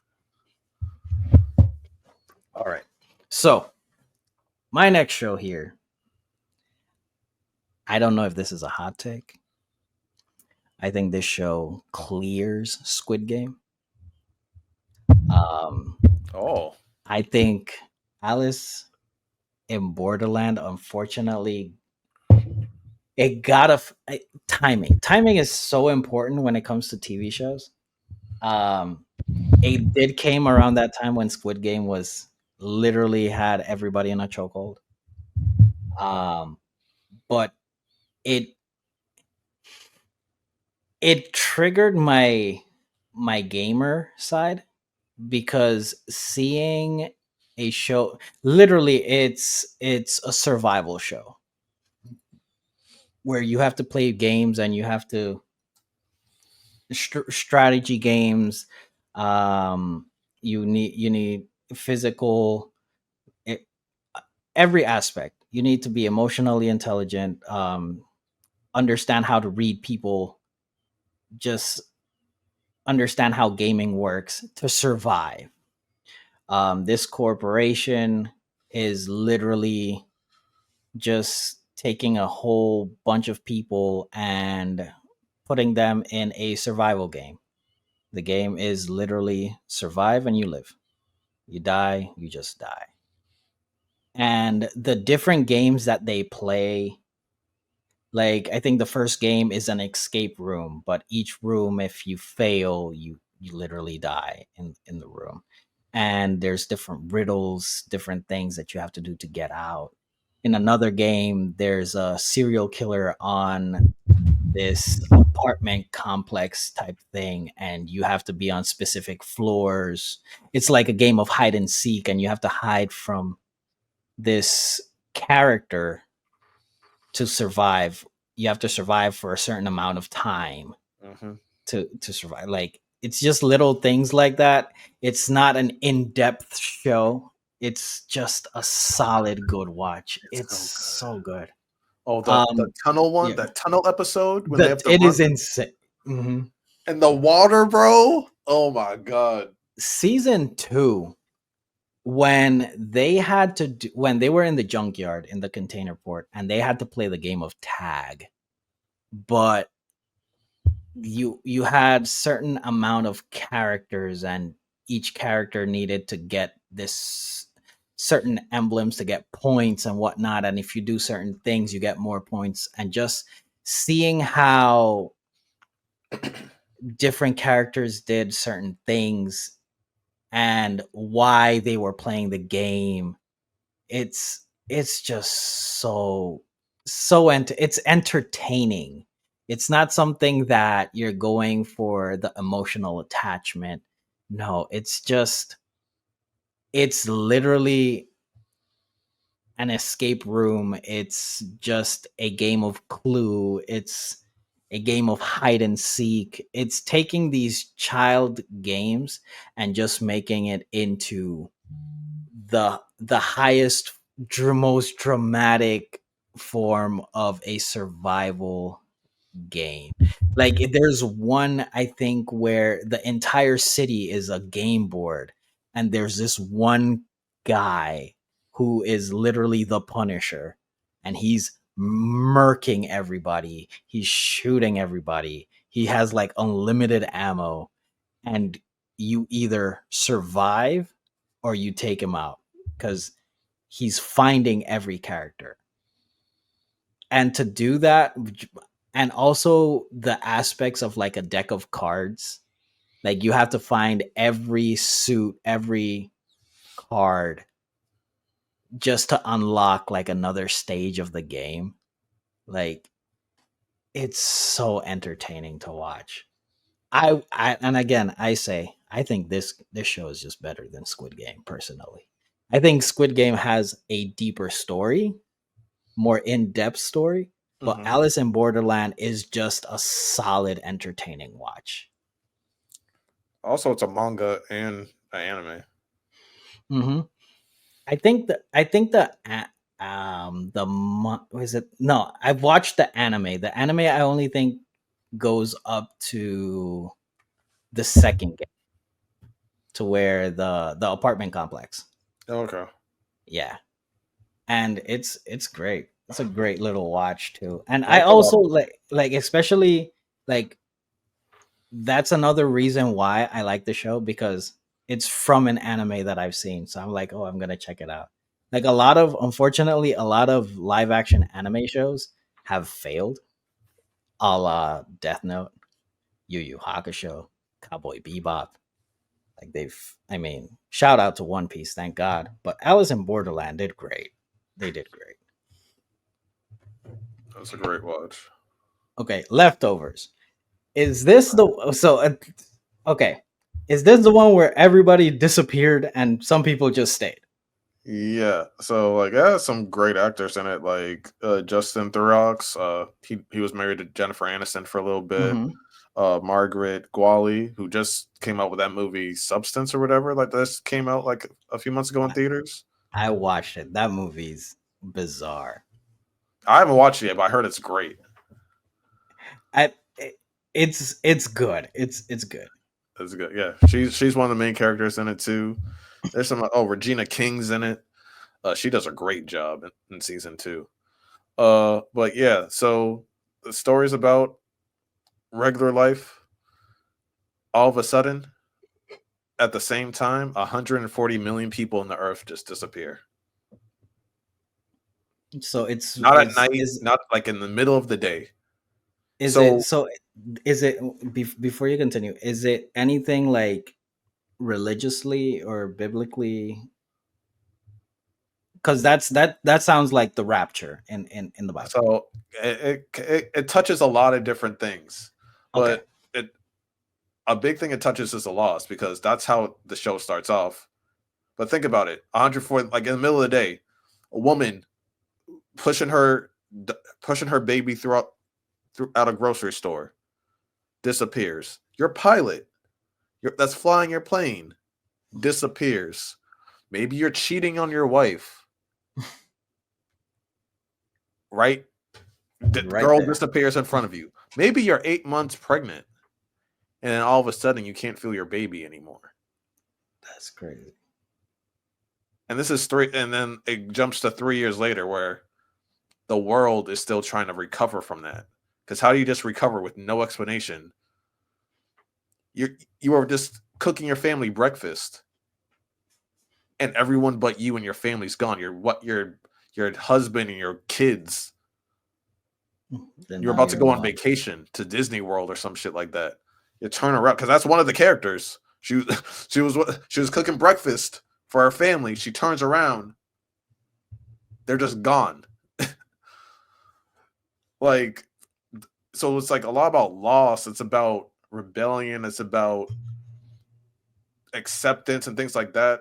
The main character, he's like a sheriff and he's trying to keep his town together. His wife is a cultist, like, and like they they like to bother people and they like to make sure no one can forget. So like if someone lost somebody, they'll follow them around and stuff like that, and they won't talk. They just stand and white. They smoke cigarettes, and they just make sure, like, yo, you don't forget that you lost somebody and stuff like that. And it causes, of course, frictions. But like they have factions all over the country and stuff like that. And they turn into like a little terrorist group, and then sometimes and then eventually another season, people come back, like things like that. So it's like you're thinking like in Thanos, like when Thanos snapped his fingers and now Mhm. everyone's back. Like I remarried. I moved on. I so and so died. Things like that. That causes even more problems. And then it gets into it gets there's some really weird parts, like some really weird subconscious, like things like that. And yeah, it gets crazy. It gets crazy. You get to really see how much grief can affect people and like what grief and pain does to people. And like in terms of like how much they dive into religion, how much they dive into destroying themselves, how much they try to destroying other people, and like how far people like you get you get to see fake prophets like, oh, I can heal you, yada yada, like, oh yeah, because hey, if 140 million people can die, what else is out there type stuff. So you have to really just see a lot of different. It's a great show. So from what it sounds like, it's more of like an emotionally driven show. So I'm Yeah, but there's a assuming. lot of there's like a lot of mystery. There's a lot of conspiracy. Like you like Mhm. again like the cultists, they're up to stuff. So it's like there's a lot of there's a lot of emotional stuff going on, but like there's also a lot of like, oh, we need to take care of these situations now type stuff, like riots and fights and people. Like there's a season where there was a town where nobody lost anybody. So people think that's like the Holy Land and things like that. And so that comes with its own thing and its own rules and people like so Okay. yeah, you see a lot. You see a lot. It's basically because basically it's a cataclysmic event. So it's like, how does the world Mhm. react after a cataclysmic event? Because when's the last time 140 million people died at the same time? How can the world Yeah. recover from that? Yeah. Like you're talking about economies. You're talking about just a way of life. You're talking about people's sanity. Uh huh. President Um, gone. Like, yeah, like like you're there and your entire team is just gone, no think explanation. about how many people drive. Yeah, How many car crashes happened that day? And just and the fact that you mentioned, like in in later series seasons, people start returning, so you finally acclimated to different things, and And people now the disappear world. again, Yeah. or other and new people disappear and things like that. So it's like Like, what's the phenomenon causing this? Like, how do you recover from this? Now we've recovered, how do we continue to move forward when the people that were gone come back? Like, how do you handle things? Like, yeah, it sounds like a lot and to it deal gets with. otherworldly and religious and stuff like that too at times. So it gets intense. Okay. And But yeah. there's a pastor who's one of my favorite characters, and he goes through a journey. Because I think his wife, if I remember, like she lost a baby or something like that, and she never mentally recovered. Like she was basically catatonic, and he's a pastor, and he's just trying to like live through that, and because it like literally destroyed his faith, it destroyed everything Mhm. about him, and he's like a pastor trying to get through it. So he's going through his own missionary type journey, and it's a subplot, but it's like it's also beautiful at the same time because it gets dark, and there are times where he questions his own faith, there are times where he abandons it, then there are times where he gets it back, and there are times where he sacrifices his own dignity for his faith and things like so like there's like that whole religious subplot is in there too, where it's like how would a really religious person Mhm. handle this, because there are people like, how can you believe in God, things like that too. So it's And like, yeah. yeah, so that's a great subplot to that as well. I think you Yeah. would really enjoy that part because it's it challenges your thinking on things like that. It challenged his faith in a lot of ways and things like that. So Like, literally, like, how strong is your faith? Do you really believe what you believe? If you really believed what you believed, would this be allowed to exactly. happen? Stuff like that. So yeah, I always find questions like that interesting, and I like to put myself in the- that's the thing about shows that I enjoy doing. Like, I sometimes, a lot of the times that I watch shows, I like to put myself in the show and ask questions, as in, what would I do? Would I survive this? How would I handle things? If I did things this way differently from the character, what would happen to the character? Just putting myself in those scenarios, like, it piques my interest with a show. And that pastor, I forget if they're twins or not, like fraternal twins or whatever, but his sister, she's the one that lost her whole family. And so when he's Mhm. trying to like be a preacher and stuff like that, and he's just like, "Oh yeah, God loves you," she's like, "He took my whole family. What the fuck are you talking about? Like he took my husband, he took my kids, and you're trying to like put religion in my face. You're trying to judge me for what I'm doing and how I'm living and Mhm. drinking and things like that to try to get through this, and you're talking to me about." So that's like another challenge that he has. It's like, Mhm. yeah, he Like, did. It like, how do destroyed my you wife and it ruined my sister. yeah, how can you share your faith? We're talking about the religious subplot.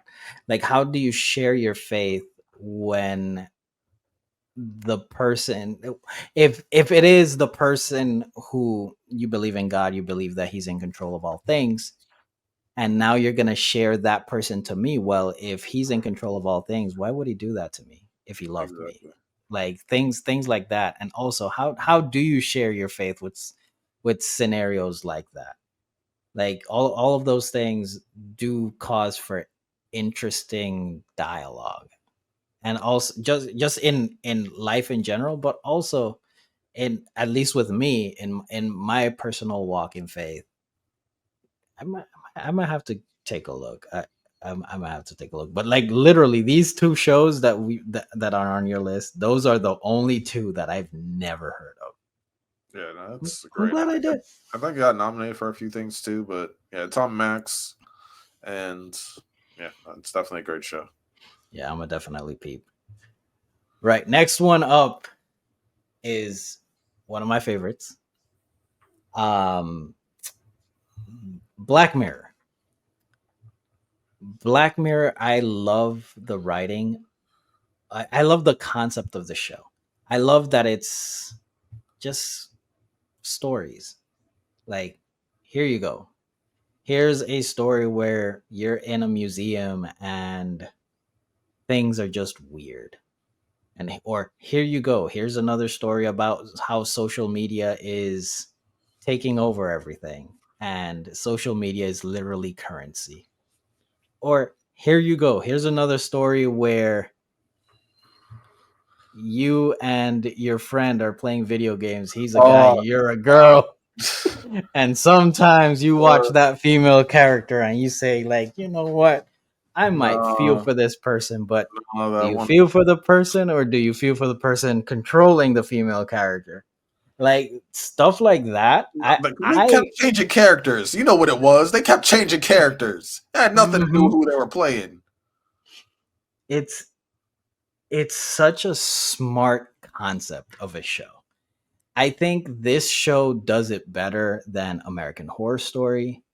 I think this show, just the writing in general, there's certain stories that are better than others, but they're all great. They're all weird. There's politics, space. There's oh my goodness, the one where the two guys are in space and they have avatars on Earth, and the guy shares his avatar with the other guy because the other guy's avatar is broke, and he starts feeling for the other guy's wife. And then at the end of the show, like literally he kills the the guy's wife, and they just, okay, now we both have nothing. Now we're just in space. We don't have anything to go down and see. So all we have is each other. Like it's just different things. This show just puts different decisions, different perspectives onto things, and it's just so twisted. Like nothing is what it seems, and it's always that aspect of the show that keeps me coming back. And I don't think any other show has done this style of show better than Black Mirror. Like there's different moments, that different stories that this show did. Like Miley Cyrus had an episode Mhm. where she's literally Hannah Montana in the show. Like it's just so weird and bizarre. Oh my god, the first episode. It is insane.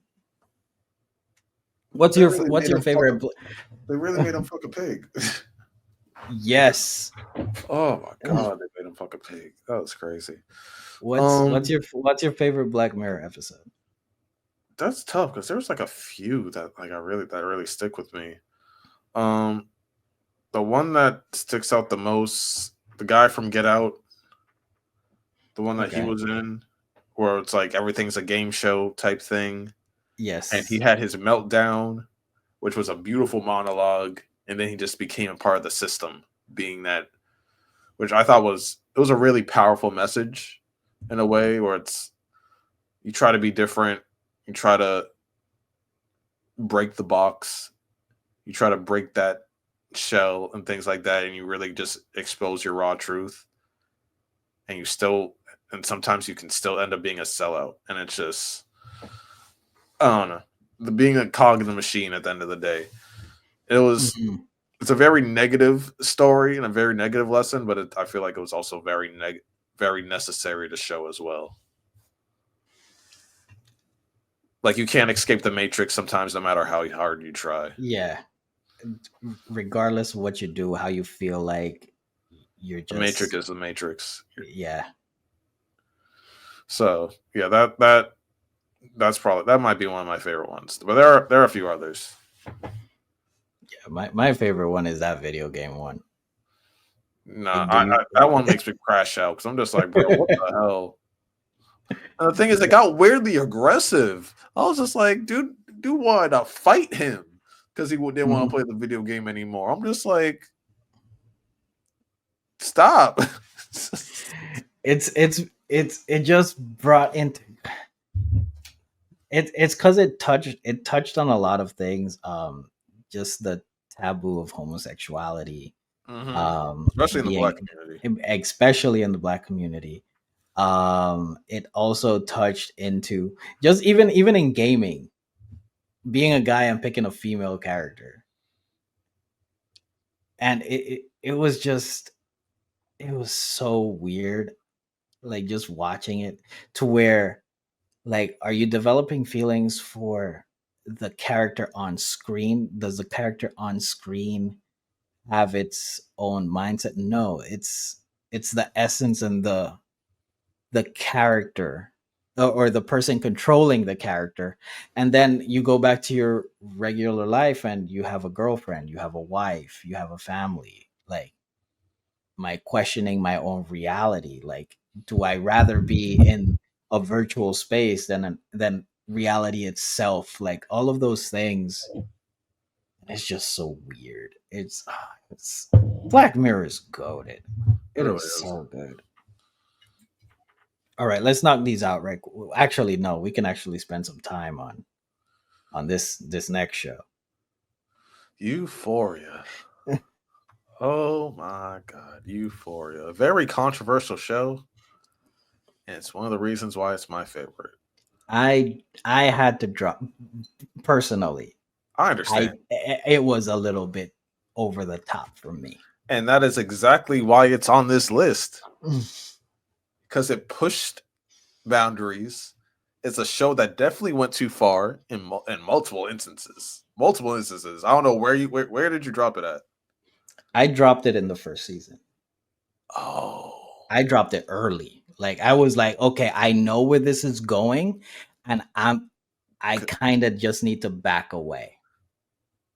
So the thing is that the first season, in all reality, is tame Mm-hmm. compared to the second season. Because the shit that happens in the second season,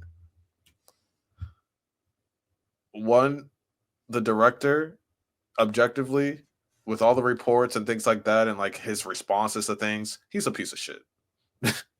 He is. He's an awful person. And if you saw Idol, you can't be a good person and make that show. It got canceled for a reason because it was that disgusting of a show. Mm-hmm. Like, he is a deplorable human being. And also, Sydney Sweeney looks a lot like his mom when she was young. And the fact that he had her naked that often, and like and wanted her naked way more often than she wanted to, says a lot. It says a lot. Because he wanted her basically naked in almost every scene. Even scenes that where she's just talking to people, he just wanted her naked. So you need some therapy. You need a joint therapy session with your mom. You need to get that checked out. But no, Zendaya, phenomenal acting job as a junkie, going through those motions. Uh, all the acting is great. The story is great. I will say, don't watch if you don't want to watch Euphoria. Do yourself a favor. They have these two special episodes. They're like hour-long episodes. One of them, there's nothing raunchy in it. She's at a diner with her sponsor, and they're talking about addiction and life and pain. And it is one of the most raw, beautiful acting performances I've seen from either of them because they're both phenomenal, phenomenal actors. And I almost cried watching it because it's like Mm-hmm. you really get to see like an addict and what they're going through and their thought processes, and a recovering addict who's a sponsor who knows that, like, yo, you're going to AA, but I know you're still doing drugs. I know you're still going through this. I know you're trying to kill yourself. And here's what I went through, and here's what you went through. And like you get to see like how an addict, like, yeah, like she like tries to deny, then she lashes out, and then she apologizes, then she gives the reasonings and things like that. You get to see like the pain, and like it's just a beautiful one-on-one conversation that I really, it's just like, it's like an hour episode, and it's worth, forget the Euphoria universe, forget that Euphoria is in the name. It's just two people just sitting at a Mm-hmm. diner having a conversation, and it's one of the best things I've watched probably last year. It's probably one of the best things I watched last year. I've watched it at least 4 or 5 times. Just for that rawness and that Hmm. raw emotion. I've watched it at least 5 times. Um, season 2 though of Euphoria, because season 1 was great. I really feel like season 1 was really well written. It had a lot of raunchy moments, but it was still balanced with like some things that like it was. I think it was a balanced, well, dark story. Season 2 went off the fucking rails. Every episode, me and my girl would look at each other like, "What the hell did I just watch?" And the fact that that was our reaction every episode is why it's on that list, because every episode was an extreme "what the fuck is happening" moment.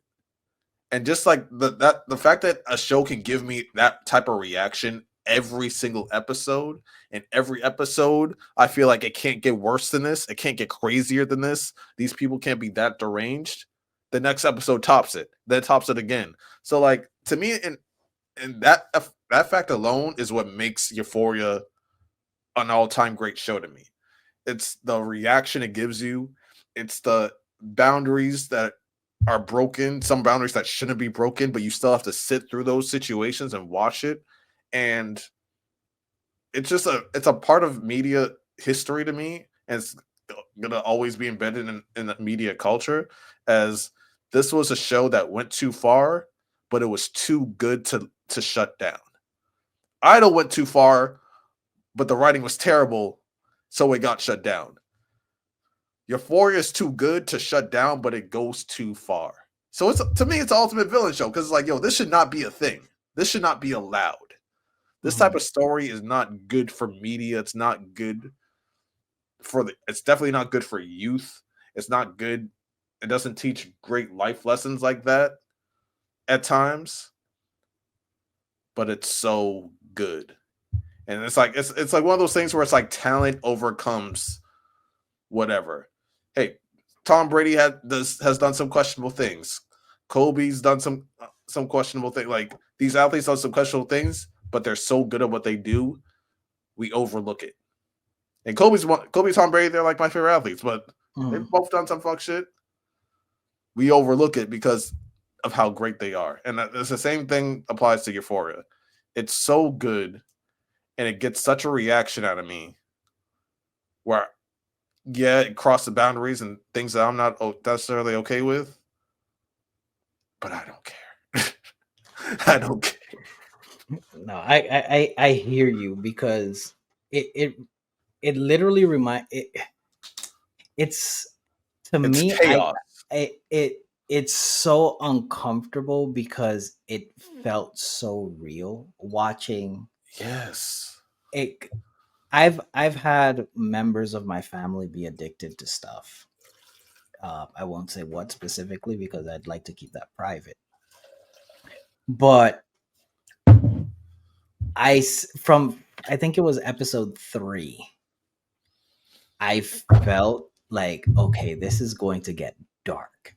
Like things are going to get grim, dark. They're going to show like certain aspects of what it is to deal with addiction, Mm-hmm. that They show it all. the way like I said, the way I get involved in shows is that I put myself there. And That same. it got it, and I was already like, something in me was just saying, you know what, I think I just need to pull away. There's only been 2 shows in a long time that's done that. It was this show, Euphoria, and 13 Reasons Why. Mm, Like those two, I said, you know what, this might not be for me. And you know what, I'm okay. I know those two are like great story, great acting, whatnot. But just hearing people mention like, is Zendaya okay? Are they pushing her too far in her acting career at this young of an age? Like, I mean, I didn't she watch any of pushes. it, She pushes in this show. She and pushes. I was like, what's going on? But I said, you know what? I'm not even going to look. I'm not going to entertain. This is one show I am not going to watch. I'll just say it out. I mean, if you guys are all for it, go for it. Like, If you like don't let me chaos, stop if you like drama, if you like the most what the hell type moments, yeah, this is for you. But Santo, I do say you should watch that standalone one I'll on give one I'll give it a shot. conversation, especially. And if anyone's watching this and they suffer with addiction, or like they have, or they know someone that's suffering with addiction, because I've lost people to addiction and stuff like that, it was low key therapeutic watching that conversation. And like it gave like almost like not an understanding, but like you really get to like see someone's thought process through that. And I don't know, it was in a way uplifting, and it was like I connected with what they were going through, and it, I don't know, just gave me more understanding, because I've lost one of my best friends I lost to addiction, and I public I have a god complex. We all know this. I think I'm the best at everything. So it's like, but I really like throughout our friendship, I was always there for them. And so like when I moved away and they overdosed, I took that hard. I blame myself. Like even though I was my family is military. We moved. So that my family moved cross country, and I felt like I abandoned them by not being able to take care of them. But like seeing that conversation, it's like I had those type of conversations with that person. I had those type of conversations trying to like make sure that they get on the right path. And unfortunately that just didn't happen. But seeing someone else try, and seeing like that rawness and that real conversation that a lot of people are really afraid to have, unless it's like in a whole like, oh, get everybody intervention type situation, but really having that conversation, really trying to like reach that person that you know is in there, but at the same time you know is damaged and you know it's going through pain. It's a really touching piece of work. So Zendaya really killed it with that. Yeah, I like it's just hard. Like see, but you know what? I'll give credit to a show like that. I'll give credit to one thing that I really appreciate about Hollywood cinema, about TV shows and stuff. When you can seeing them make a show that made me feel this way, it did what it's supposed to do. It showed that you're you're literally executing the vision that you have. The show, for me, the show is literally supposed to be showing the dark side of addiction, and it got to the point where it moved me completely off.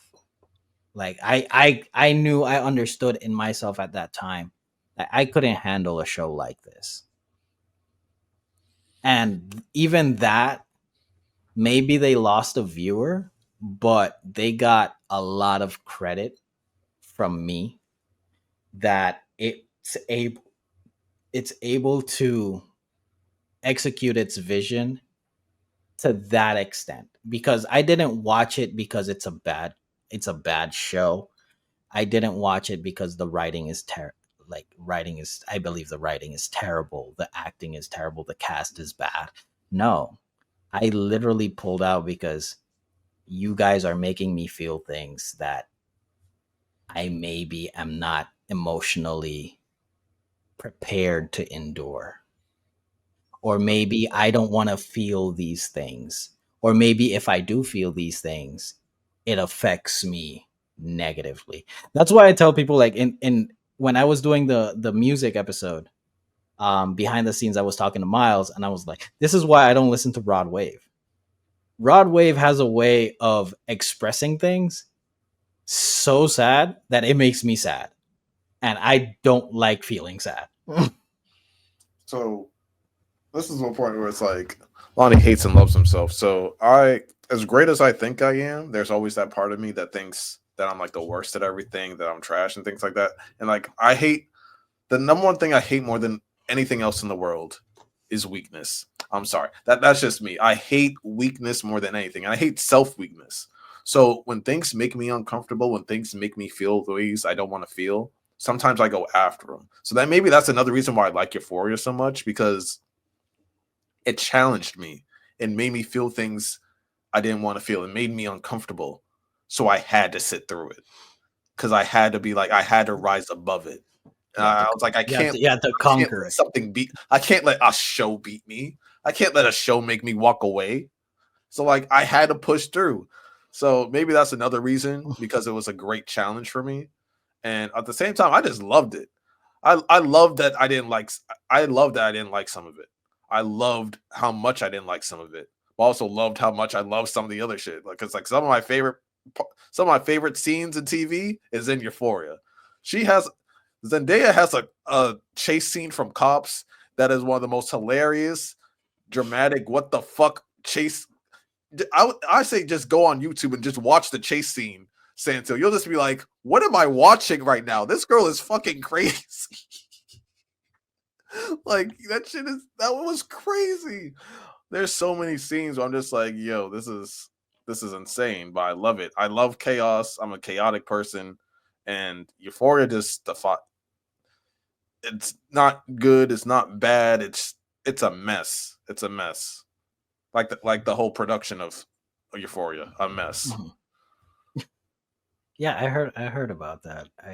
I read that it was tough to get through. Yeah. And one of my favorite actresses, she left season 2. I was mad about that because she was great in season 1. Hmm. But yeah, Let's talk if about you, one of the best comedies of the 21st century. one of the best comedy. You cannot point one bad episode in this entire run. Brooklyn Nine, the best police department in the entire world. From Adam Sandberg, phenomenal, just comedic genius. This show, from its inception to the ending of the show, it's all gas. Shows like New Girl, shows like Parks and Rec, The Office, all of these for me can take a back seat. They can get in line because Respect New Girl. I love New Girl. Coach is my favorite character. I see you through the window. He's jogging. He has his jogging pants on. Like, New Girl is great. Brooklyn Nine is a tier above New Girl. There is not one bad episode in this show's existence. Terry Crews is hilarious.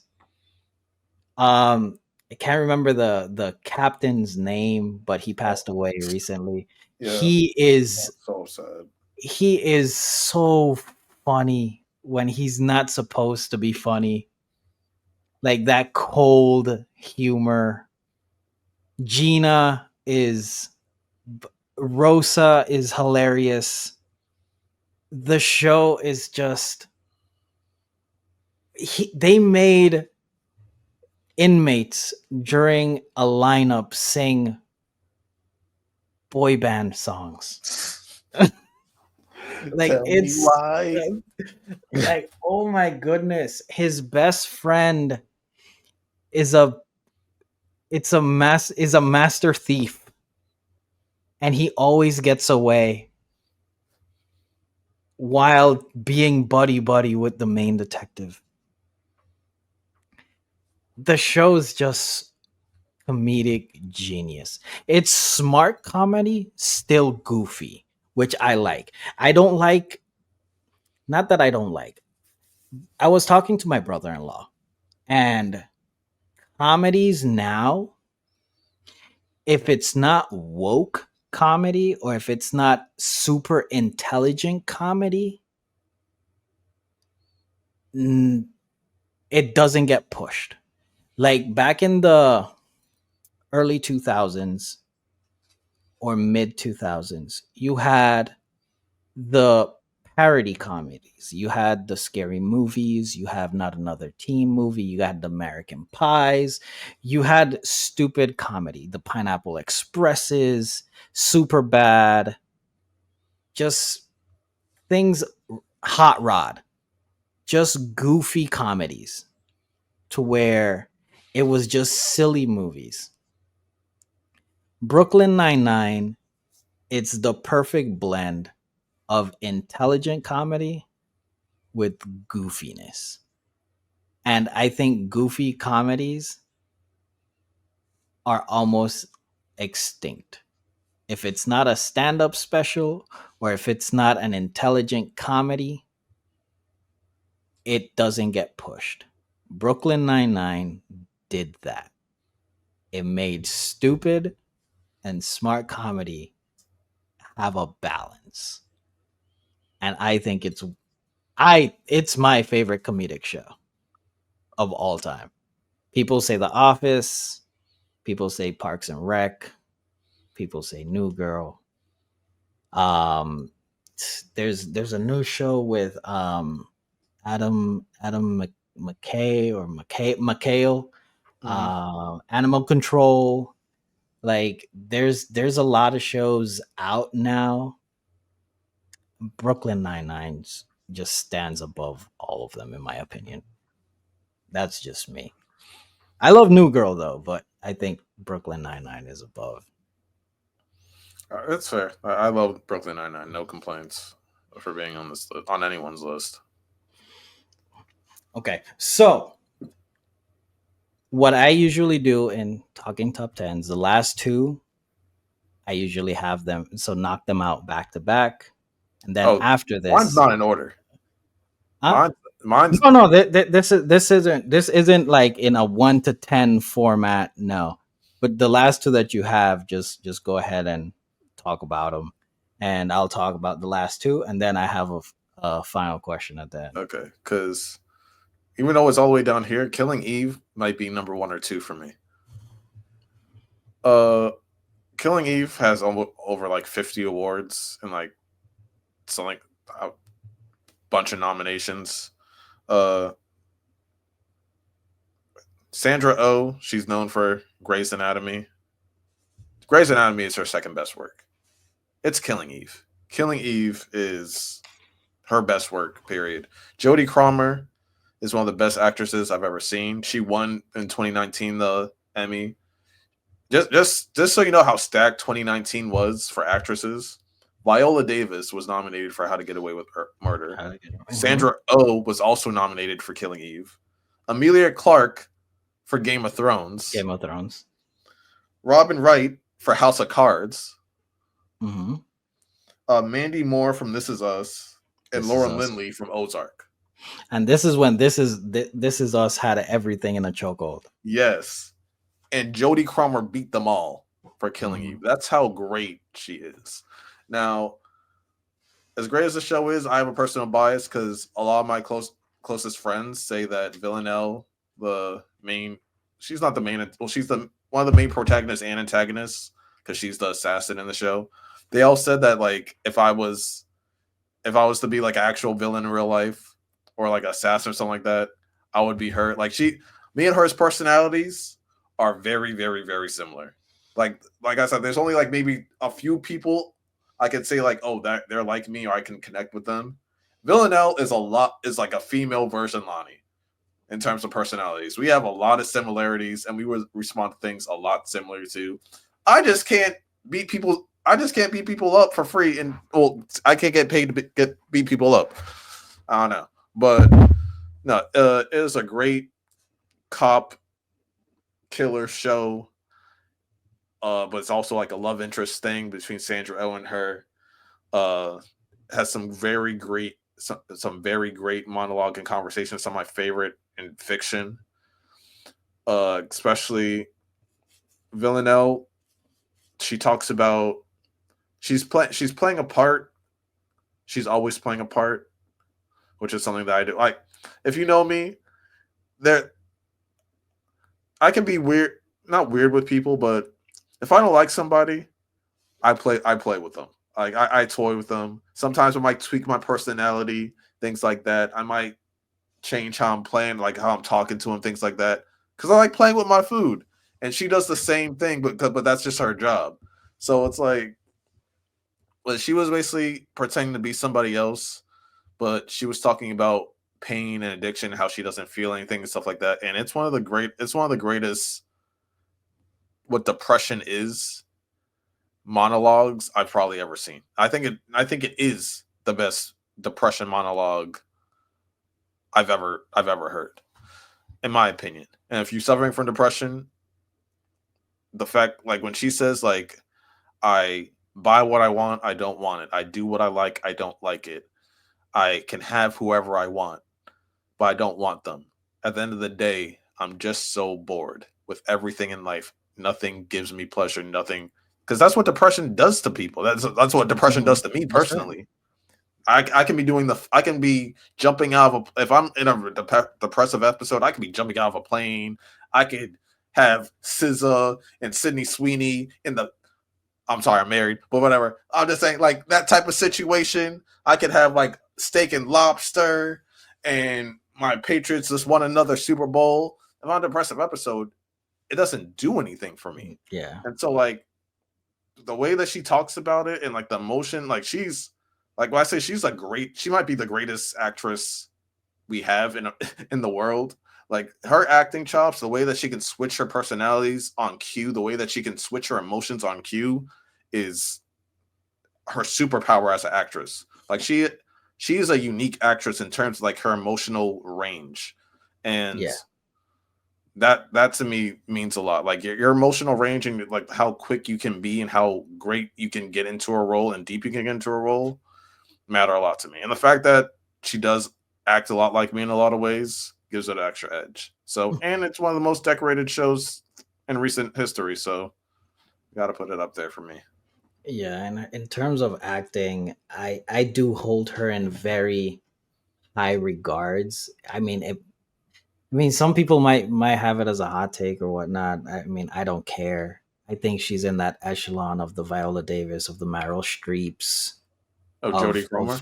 yes, like Yes. she is there because, and like you said, range. I've seen her do serious. I've seen her do comedy, and I believe her in every role that she does. Like she sells me a ticket I know she when did a she one woman acts. show like a few years ago, like during COVID. She did like a whole one woman Yes. show. Hmm.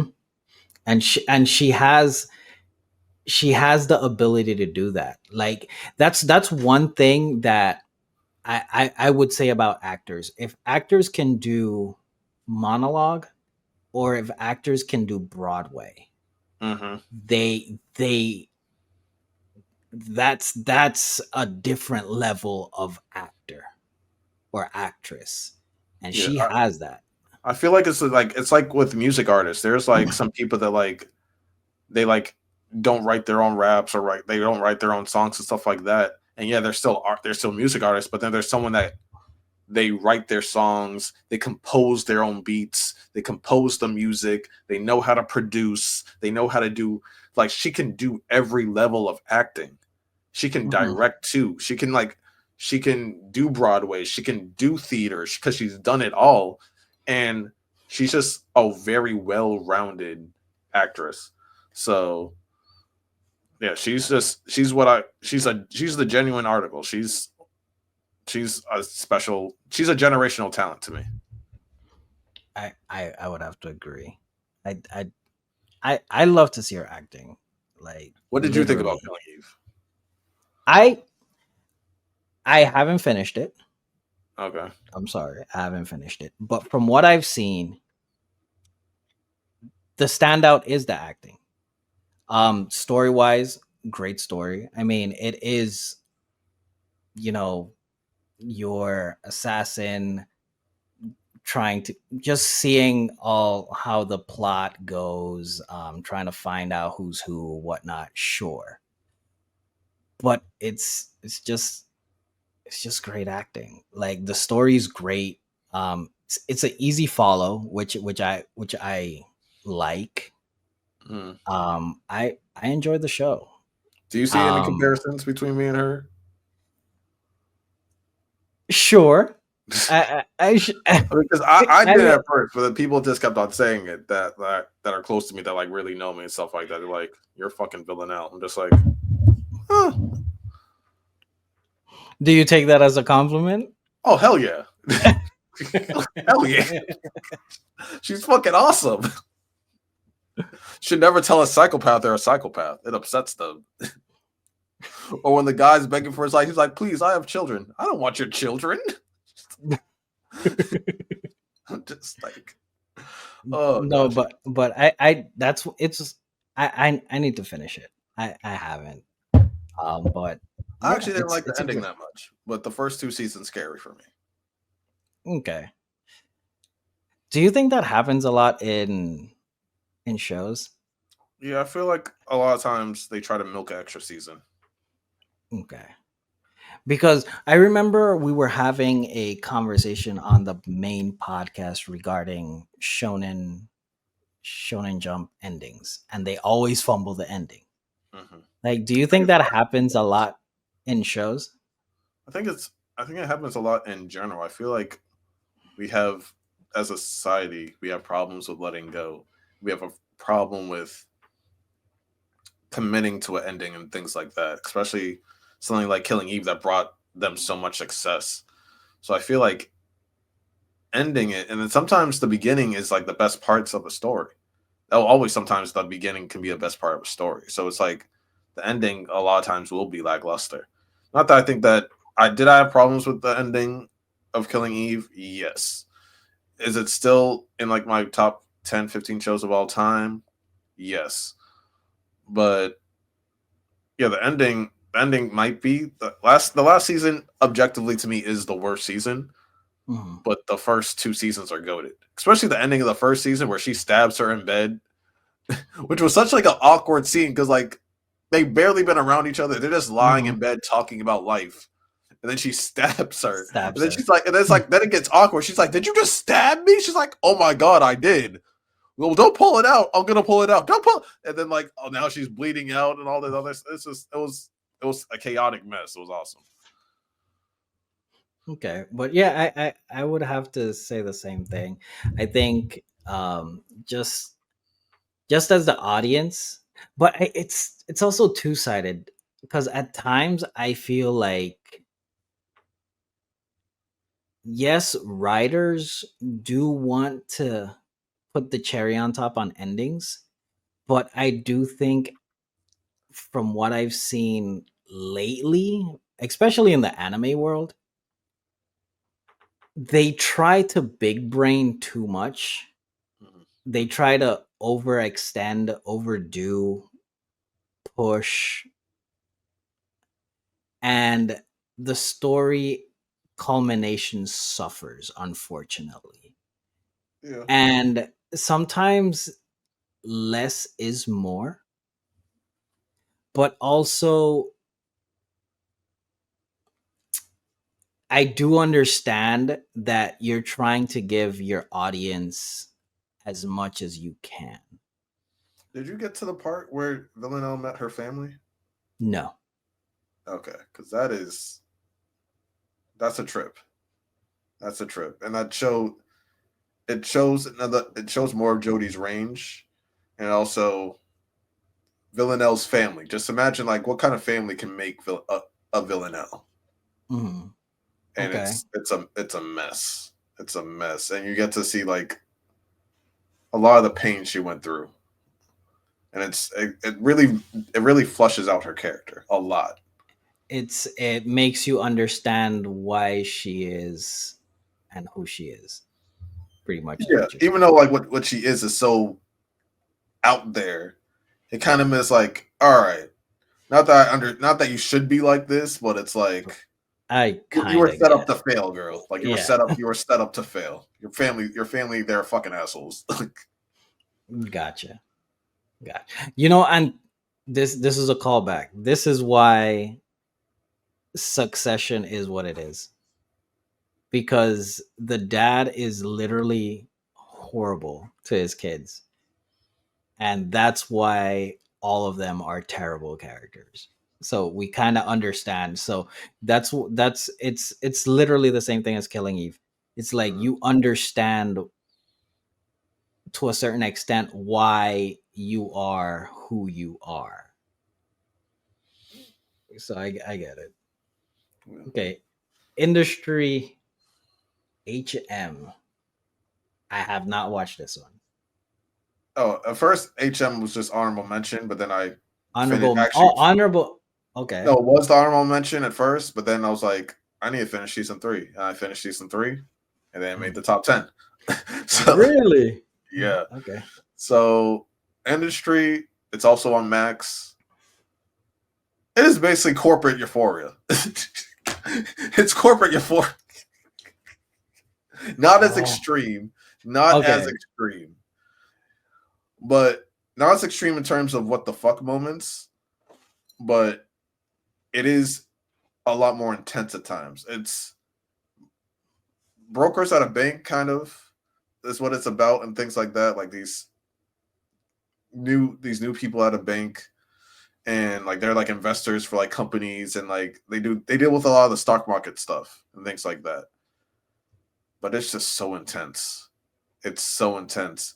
There are times maybe like every other episode, like there might be two or three times where I have to pause the show. I really because like it's got my anxiety up that high. I have to pause the show and walk away. There was like one moment in season two that I can just think off the top of my head where I was like, oh, the main character's finally got she's gonna get like the biggest win ever. She's gonna be like an all-time great in her company. Like, oh, she's really about to like kiss at like tell everyone she's basically already saying like yo I'm the goat right now. I basically just signed Elon Musk basically to the bank. Like I'm her. Like fuck y'all. Like she's like cussing people out too. She's like yeah I'm her. And she also had to fuck someone else over at her job to do it. Mhm. And you're just like oh she just won. She just like and this is like the last episode of the season. She's just like oh she's king of the world and then it instantly just comes crashing down. And you're just like, you see like the greatest fall. I'm just like, there's no way that just fucking happened. Because the way it's set up, it's just like she just destroyed everybody. She's like queen of the world, and then instantly gets ripped away from her. And you're just like, and I just paused it. I was just like, I can't fathom the fallout of this. Like my mind can't fathom the collapse, Mhm. the instant collapse. And it's just like I had to take like an hour break. Like I couldn't do anything else. I was just scrolling on my phone. I was just like, I need to process. And went back into it. I was like, how the fuck is she gonna get out of this? Somehow she did. And I was just like, cinema, cinema, like pure cinema. So yeah, it's a lot of the characters are very interesting. Uh, it's a trip. It's a trip. It's intense. The actor that plays Jon Snow, he's in the third season, and yeah, it's worth a watch. It's worth a watch. It's fucked up. This seems to be a running theme with Yeah, the shows that it's you basically have. like a Succession with just a lot more cocaine and and daddy and mommy issues. It's uh God. There are times where you root for everybody. There are times where like low key the main character is a villain.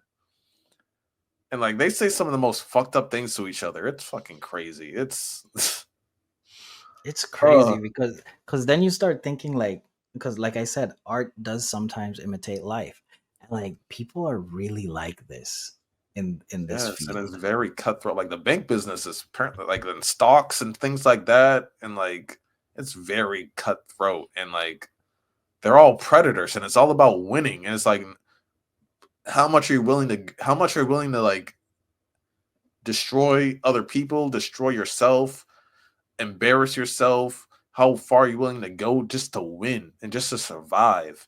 And yeah, you get to see the extremes of people in this show, and it's great. Like, yeah, it covers a lot. Okay, another show to add to the list. If you guys are still here and you made it to this part of the video, hey, check out Industry. So my last two are I went newer shows. Mhm. Um, Last of Us.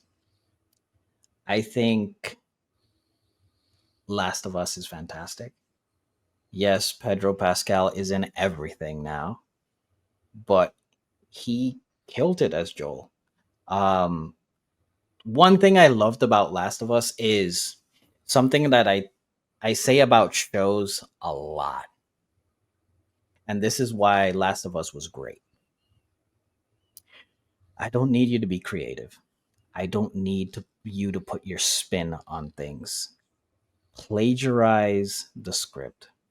Do what made the game great and just put that on a show. Lines, I don't need you to ad lib. I don't need you to put extra sauce. I don't need to creative spin. No, we don't have time for that. Last of Us, plagiarize the game, put it HBO cooked, and it's just great. If you are going to put your little extra whatnot, add it to something that's already there. Don't create something from scratch. One of the things that they did add to was the scene where the two guys, I can't remember their names, Yeah, but the couple, yeah. seeing that love story was fantastic. It was a Seeing the beautiful love way story, objectively. it's so good, and it just added. That's the thing. You add. You You don't don't take. you don't create that. Don't create anything. Just add to something that's already great. And they did such a marvelous job with that love story, to where at the end of that episode, and it's just the open window and the wind blowing the curtain, and you know what's on the bed. It's two of them just in eternal bliss with each other, dead. Just they're gone. But you feel like you feel that scene. Like things like that is what you add to a story.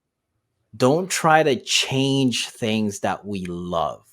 And at times a lot of shows, especially when it comes to video game shows or anime shows, they try to add creative spins, especially with superhero shows too, or superhero movies. Don't even get me started on Star Wars.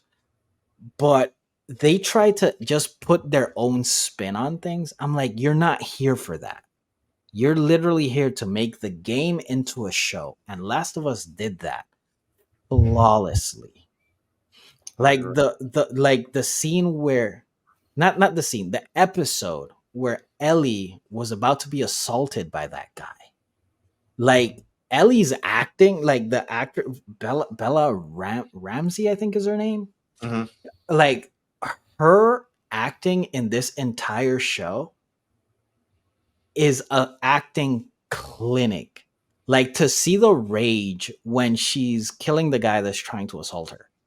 It is so so primal, like her screams, her fear, like the way that she's shaking when Joel comes to save her and she just embraces him.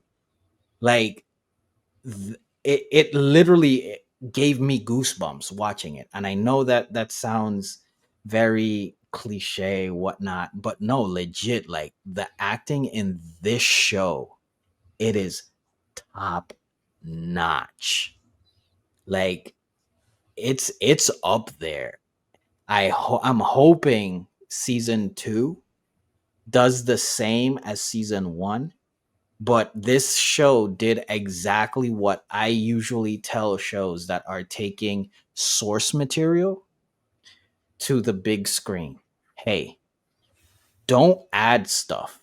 Don't put a creative spin. Take the source material and just put the source material on the screen. That's all we're asking. And Last of Us did that. And it succeeded beyond expectation. Oh, that's what this was. It's one of the best shows I watched recently. Uh, Me and my girl loved it. One of the best scenes I remember was the horde scene, like on the first episodes. That was crazy. Mhm. That was insane. But it was also like beautifully shot. And yeah, I never played The Last of Us. Side note, my girl, she's terrible at hiding big gifts, and so like she like bombarded me yesterday. She's like, "Can I just give you your big gift, Christmas gift?" And so I was like, we just exchanged our big gifts. She got me a PS5. So what's one of the first things I Yeah, bought? Last of Us. So let's because I go. watched the game, I watched the gameplay and stuff like that on YouTube before, but I never got to play it. So I'm about to play that. Uh, I'm definitely gonna grind out Last of Us Part Two before I watch the show. So yeah, if y'all need me for stuff when I don't, um, but basically, no, Last of Us, it's a great show, and the main actor, he's just good at Pedro Pascal. He's just good at everything. He's just good. Why is he so good at every? I hate how good he is at all his damn roles, and I feel like I can't blame him. But people have been making point that's like, yo, he's just when you need a good actor, starting to become the generic actor for it because he's so good. He's so good at everything that everyone wants to hire him. So It's because he cares. That's the thing. Like he he cares really about the cares work. about the work and the source material. And yes, random. I'm gonna talk to you. Why does Pedro Pascal need to be in everything? Because he cares and And he he's good at it. succeeds. Yes, He's like good at it. literally, he's what Henry Cavill is. Henry Cavill is a straight up nerd. He That's why The Witcher was good. That's why his Superman to me is the best Superman out That's there. why And Warhammer he's is going and to be great. it's gonna be fantastic. Like he is going to body this role. Why? Because this is who he is and this is what he likes. And Pedro Pascal does the same thing. He doesn't take himself too seriously, and he literally reads everything that he does, and he enjoys everything that he does, and it projects on screen. And that's why Pedro Pascal is literally in everything. We're finally going to have Yes, a good Fantastic Four. it's going to be yes, he's going to be great at it because I wouldn't be surprised if he comes out and says he's a nerd. I really wouldn't. Like he sells me a ticket and everything that he does. Yes, in the Mandalorian, he did want to show his face more. Who wouldn't? You're on one of the most successful IPs that Disney Plus has had. He Sure, I'd deserved want it. to show my. He deserves to show his face. You're paying him that much. Yeah, let me get some face time. But yeah, Last of Us, check it out. It's great. I'm excited for season 2 coming out next year. I'm Hmm. here for it.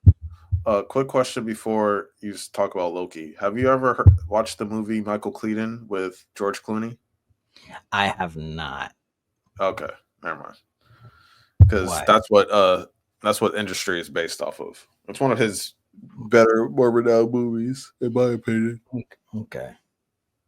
So the last show on the list, I say this is the greatest thing Marvel has ever done.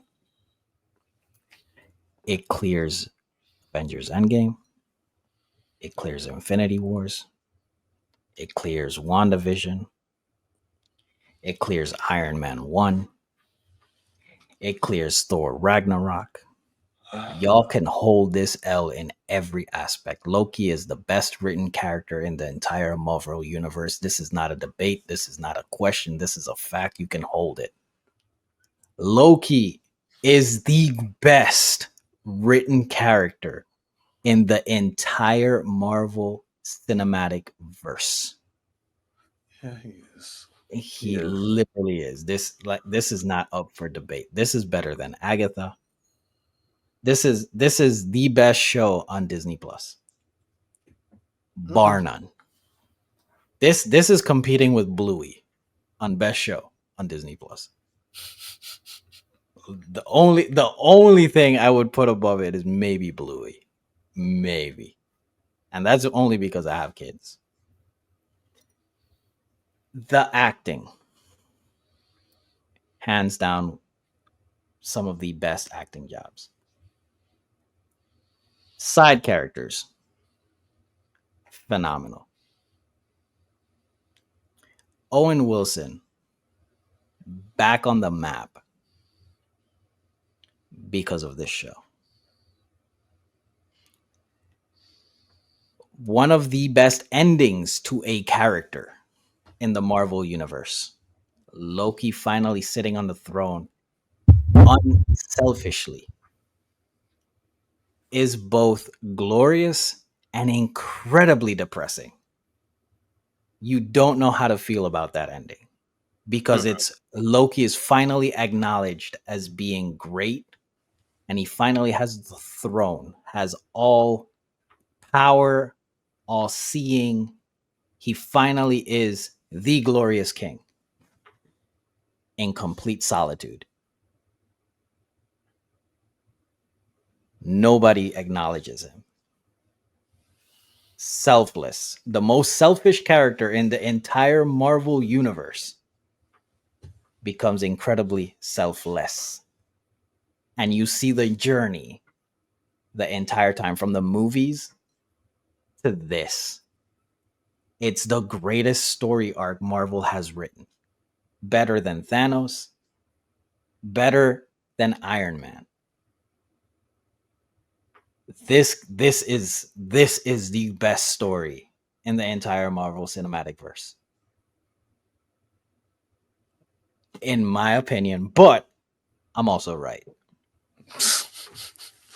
It's hard to disagree with Loki. I don't like because I never finished. Oh, I haven't started Agatha. WandaVision is up there for me in terms of the things that they made, but I don't think Loki is. I don't think Loki is inferior in any way, and also it has an extra season. So I also feel like the ending of the second season is objectively it's perfect for Loki. Like it's a really full circle moment. He's the trickster. He's the selfish one, and he became selfless for the sake of others. And yeah, no, it's the best thing that they've done. So I agree. Yeah, I would. I've watched it. I've rewatched it. It's never boring. It is. It is so good that it made me think of how bad DC has been. Like that's how good Loki is. Like Loki, to me, this is just me, and this might be hot takes. This is better than Dark Knight, Dark Knight Rises.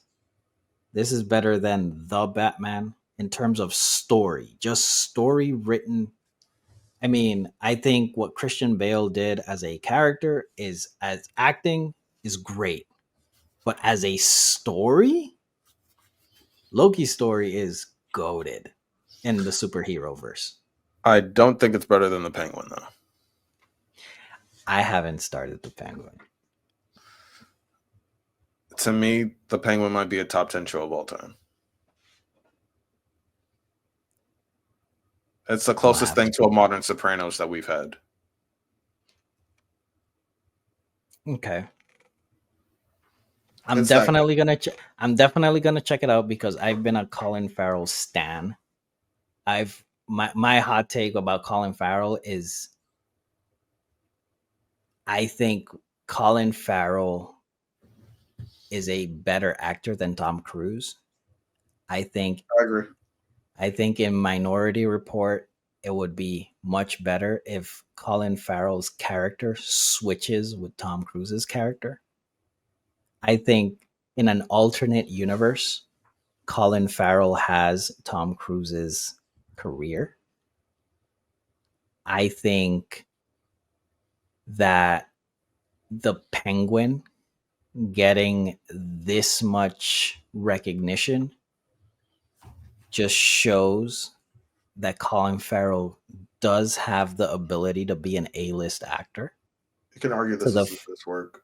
this is from what I've read is his best work, and I'm happy that he's getting the recognition. As of now, I still got Loki because I haven't seen it. I will watch it. I will double back and see if I agree with what you said, Mm-hmm. but it's going to be it's a very high bar for Yeah. me. I'll also say a top 3 actress performance that I've seen in TV. Top 3 in TV. And Okay. like in drama shows, I'd say a top 3. Okay. Yeah, in drama shows, a top 3 female performance for a first season. Okay. She did I'll phenomenal. check maybe top three like I might be a said. little high. Top three might be a little high thinking about it, but definitely of recent memory, she's masterclass acting performance. I'll check it out, and I'll follow up with you. Yeah, I'm not But impressed easily either. I'm very critical, but mhm, I'm very very critical on some of these shows. Like there are a lot of shows where people like it. I'm just like not good enough for me. mhm. Things like that. And I definitely try to dissect shows and attack shows, but Penguin's like that. I'm like that with Marvel. I, I really like the Marvel movies, and when they don't hit, I'm very critical. Um, in terms of the TV of the shows that they've done, I think WandaVision, Agatha, Loki, and everything else can be pushed aside. Secret Wars, not great. Miss Marvel, not great. She Hulk is a complete travesty. It's but Loki. I'm putting Loki up with the movies. Like it is that good. If there is one show that I recommend it from Marvel, I always go to Loki because nothing's written better.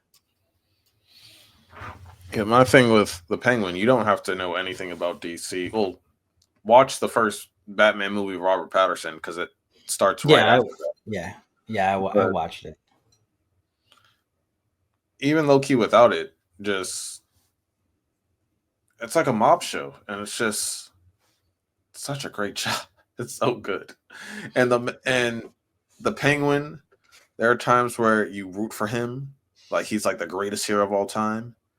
There are times where you just hate him more than anything. There are times where I despised him. I thought it was like there are times where you're like he's the scum of the earth. There are times where you sympathize with him. You just want something nice to happen to him. The range that Christian Bale gives to the Penguin as a character, I don't know if I've really felt that about a singular character in a drama like that. Because, like I said, like a few episodes, I might be like yeah, like I'm rooting for him. Like I'm like low key cheering throughout the episode. Like yeah, do it, do it, do it. And then the next episode, I'm just like, can someone shoot this motherfucker? Like he needs to die. He needs to die. Then there's sometimes I'm just like, oh my god, like I feel so bad for him. And other times I'm just like, someone hit him with this. Someone hit him with your fucking car, please, because he is the Penguin. Penguin is a deplorable person. Like he has no morals, but at the same Mhm, time he has morals. It's so, but he's willing to give them up at a moment's notice for himself to save himself. So mhm. it's you can never trust him in any situation. Okay, so we finished our list, and since we kind of went into a little penguin, um, not a tangent, but we went into a penguin conversation. I was gonna ask you to give me one honorable mention. Do you want to put the penguin there? Honorable, no, I mean we already talked about the Penguin, so no honorable mention, huh? Because there were a few. You know what? It's something that I put you on. Scenes of Okay. a marriage. I, I'm planning to make a video with you and random just about scenes of a marriage, bro. Scenes of a marriage. I low key wanted to say Orphan Black because that is a goated show to me, Okay. but I don't know if you know what Orphan Black is, I but have not. we'll go move back to scenes of a marriage. But basically, Orphan Black is this girl. She basically has a bunch of clones, and like they all have their different lives, and they all start running into each other because someone's trying to kill all of them and stuff like that. So it's pretty interesting. There's like a lot of seasons too, but there's like she finds like different like 8 different versions of herself basically. Mhm. So it gets mind fucky, it gets deep. Like I don't know. Like, but scenes of a marriage. If you want to see a toxic relationship just unfold, if you want to see the process of divorce, the process of reconciliation, the process of cheating, Gaslighting. Like, gaslighting out the oh, ass. oh. It's only 5 episodes, too. It's only 5 episodes, y'all. It's not like it's going to take a lot of your time. One season, 5 episodes. Scenes of a marriage. If you want to talk about uncomfortable, I don't think a show has made me feel to that level of uncomfortability as scenes of marriage, and that's coming from someone that's like in a relation. Like I've been with my girl for 5 years now. We're having our wedding in Barcelona in a few months.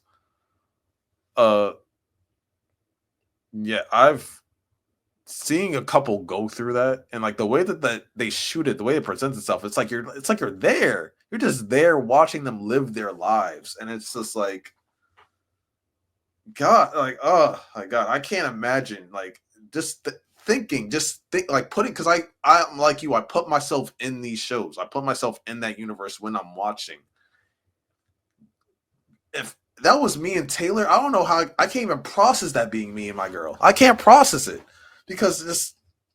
Oh my God, this is how good it is. Those who are watching, the actress and the actress that play man and wife, they were close friends, and they've both stated that their relationship has not been the same since the show. That's how much they dove into the show. That's how much they committed to the show. It became too real. It became too real. And watching it to me, it was to me that's like that to me. I feel like that was my struggle with the show. It was too real. It was too real. It was too raw. But I loved every minute. I loved the experience. So I have to give credit where credit is due. Lani did put me on this show. I finished the show. I immediately hit the group chat. We need to make a video about this show alone because we watched for our Oscar breakdown. We were watching the Oscars and we watched a movie called Past Lives and we had thoughts.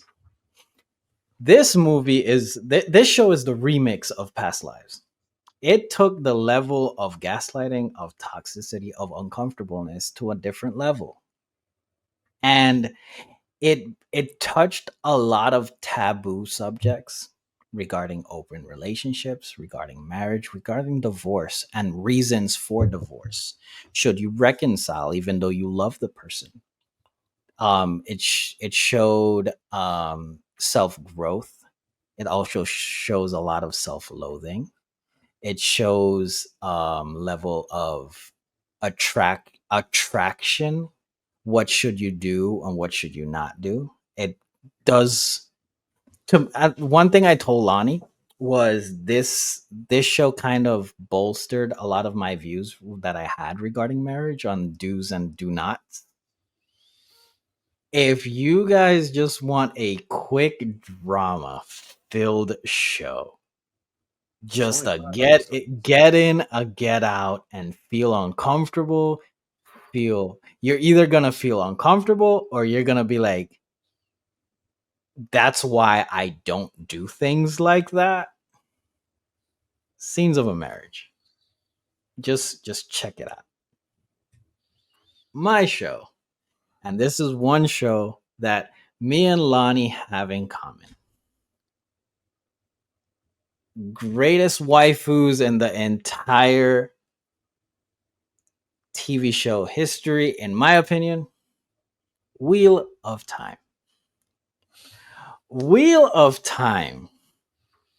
Beautiful show. Great scenery. But other than that, great acting, Great actresses. female cast. Just carry. Just straight Ooh. carry the show.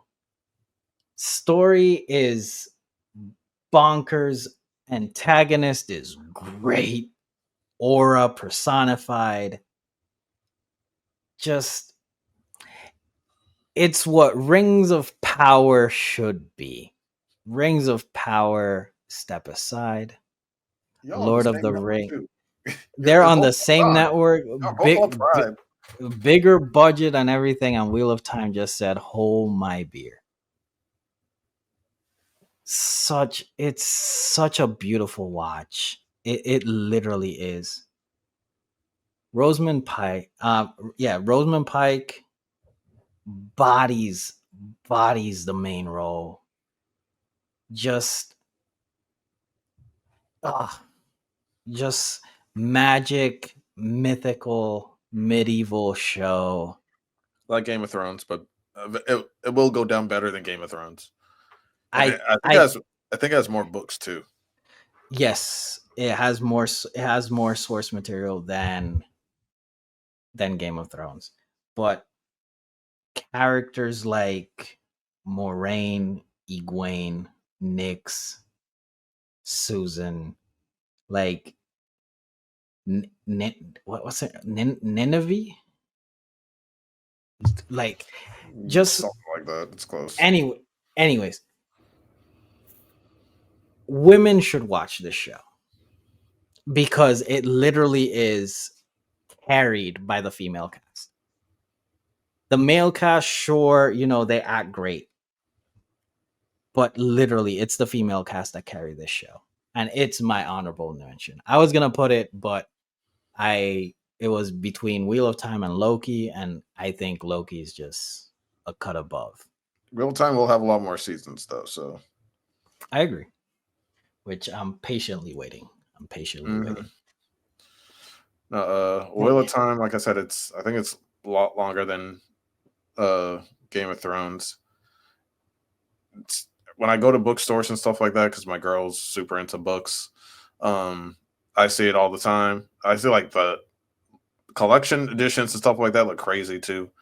But no, it's a phenomenal, well-rounded story, and I love the power system too. Like it's such an underrated power system. It's so dope, and yeah, I think that I think it's probably the most underrated fantasy show by a mile because maybe it's because it's on Prime, but it doesn't get like the amount of love it really should because it might be the best it might be the best fantasy show lately because House of Dragons, it's good, but and like the best parts are still coming. But a lot of House of Dragons is carried by aura. It's carried by aura and it's carried by dragons. Yeah, Like season 2 was a big setup season for the next House of Dragons season. Great season. Don't get me wrong. I love House of Dragons. A lot of it's aura. A lot of it is dragons. Wheel of Time has aura. It doesn't have dragons, but it has different monsters and things like that. So yeah, if you put dragons in Wheel of Time, no one's talking about House of Dragons like that. yeah. I It's still think still gonna be highly sought after and things like that, but Wheel of Time would have cleared. Wheel of Time suffers from being on Amazon Prime. I think if it was on Max, I think it would be up there challenging the House of Dragons for top fantasy mythical medieval type show It because would. it literally is. How do I? It's Game of Thrones, it's Lord of the Rings, it's It's Witcher. Avatar, The Witcher. Like it is such it's different things like necromancy. It has weaving elements. It has it's not really a werewolf, but he's in tune with like beasts. He can control beasts and understand them. Mm-mm. It's there's so many different things, different characters, orcs, trolls, serpents. Literally some of the bad guys look like Voldemort on acid. It's it's such a unique experience. And costume, like if you look at like just little things like from a production aspect, if you're looking for scenery, if you're looking for costume design, like the daggers, the different swords that they use, it is such a great watch. That's my honorable mention. No, I love, and eventually, like, because my girl says she wants to watch it, eventually I need to watch it with her, but it is a great, great watch. But yeah, ladies and gentlemen, those are our 10 influential shows. Again, it's our personal list. It's not who list is better. This isn't a debate show. It's just two people talking about things that they love and that they care about. And I just wanted to say a personal thank you to Lani. Thank you for joining me here. And Hmm. for the people that are still watching and for the people that are here, thank you for being a member. Because to watch this video, you do have to be on the Bankai tier. So we really, really appreciate y'all because without y'all, we literally weren't be able to do this. So we just wanted to give you a special thank you, a special shout out. Lonnie, is there anything else that you'd like to say before we head out? I'm the gatekeeping king. I usually hold a lot of things in. I would have never, unless if anyone but Santo asked me to like reveal, because I love TV and I love drama shows. If anyone else besides Santo asked me to like reveal my top favorite shows, I would tell them to go fuck themselves because y'all don't deserve none of these shows. None of these shows, including some of the ones on his list, like the following. I hope none of y'all watch it because none of y'all deserve to watch that show. House of Cards, eventually I'll get over it. Eventually I'll just push through and watch it. At this point I had to rewatch it. I feel like that's what's been like because I stopped watching it after all that crap happened with him, and Mhm. at this point it's like such an intense show. Like I have to watch it all in one sitting. Uh, and yeah, a lot of these shows, like I say, they connect with me personally for a lot of different reasons. And like I like subconscious things. I love philosophy. I love competition and cutthroat things. So and like I said, like Killing Eve, I connect with Villanelle. I connect with the main character and Mr. Robot. So yeah, those are like personal things to me, which y'all also don't deserve. So yeah, but y'all welcome. Uh, that's it. Y'all welcome. So like I said, so just this is just showing y'all that we really appreciate you guys to the point where Lonnie is exposing some of his vulnerabilities on his shows and be like, "Hey, let me share a little tidbit with you guys into my personal thoughts and being." But even though that with that being said, don't watch any of the shows. We gatekeep. We gatekeep. You guys are literally lucky that I put the following here because I literally had like, am I really going to share this? Like this is one that I don't tell people about because I want to keep it for myself. Yes, I'm selfish at times. And I'm excited for you to watch Billions. That's one of the few shows Yeah, where I'm I took checking it out. notes. I took notes on Billions. Like I wrote quotes down. I wrote all types of stuff. Like Billions is like that. But yeah, so just want to close out the show just again by saying I can't say it enough. Thank you, thank you, thank you to Lonnie, and thank you guys for just being a part of our community, being members. Don't forget to continue liking each video that pops up. Hit the comment sections, tells us what you guys think, and also give any suggestions of shows that you'd like us to watch, or tell us if you did watch one of the shows that are on our list and give us your thoughts. And if you guys don't like it, that means you guys aren't cultured. Just Well, saying. you don't know what the hell you're talking about. Well, with that being said, thank you guys one more time. We appreciate you guys. Enjoy your I ain't day, thinking y'all. night. On brand. I'll do it for him. Thank you guys. You guys enjoy your day, your night, your evening. Hug somebody. Tell your mama Not that you me. love her. Don't hug Lonnie. No, you punch her in the throat. I'll Tell taser. your tell your mom that you love her. Much love. Peace.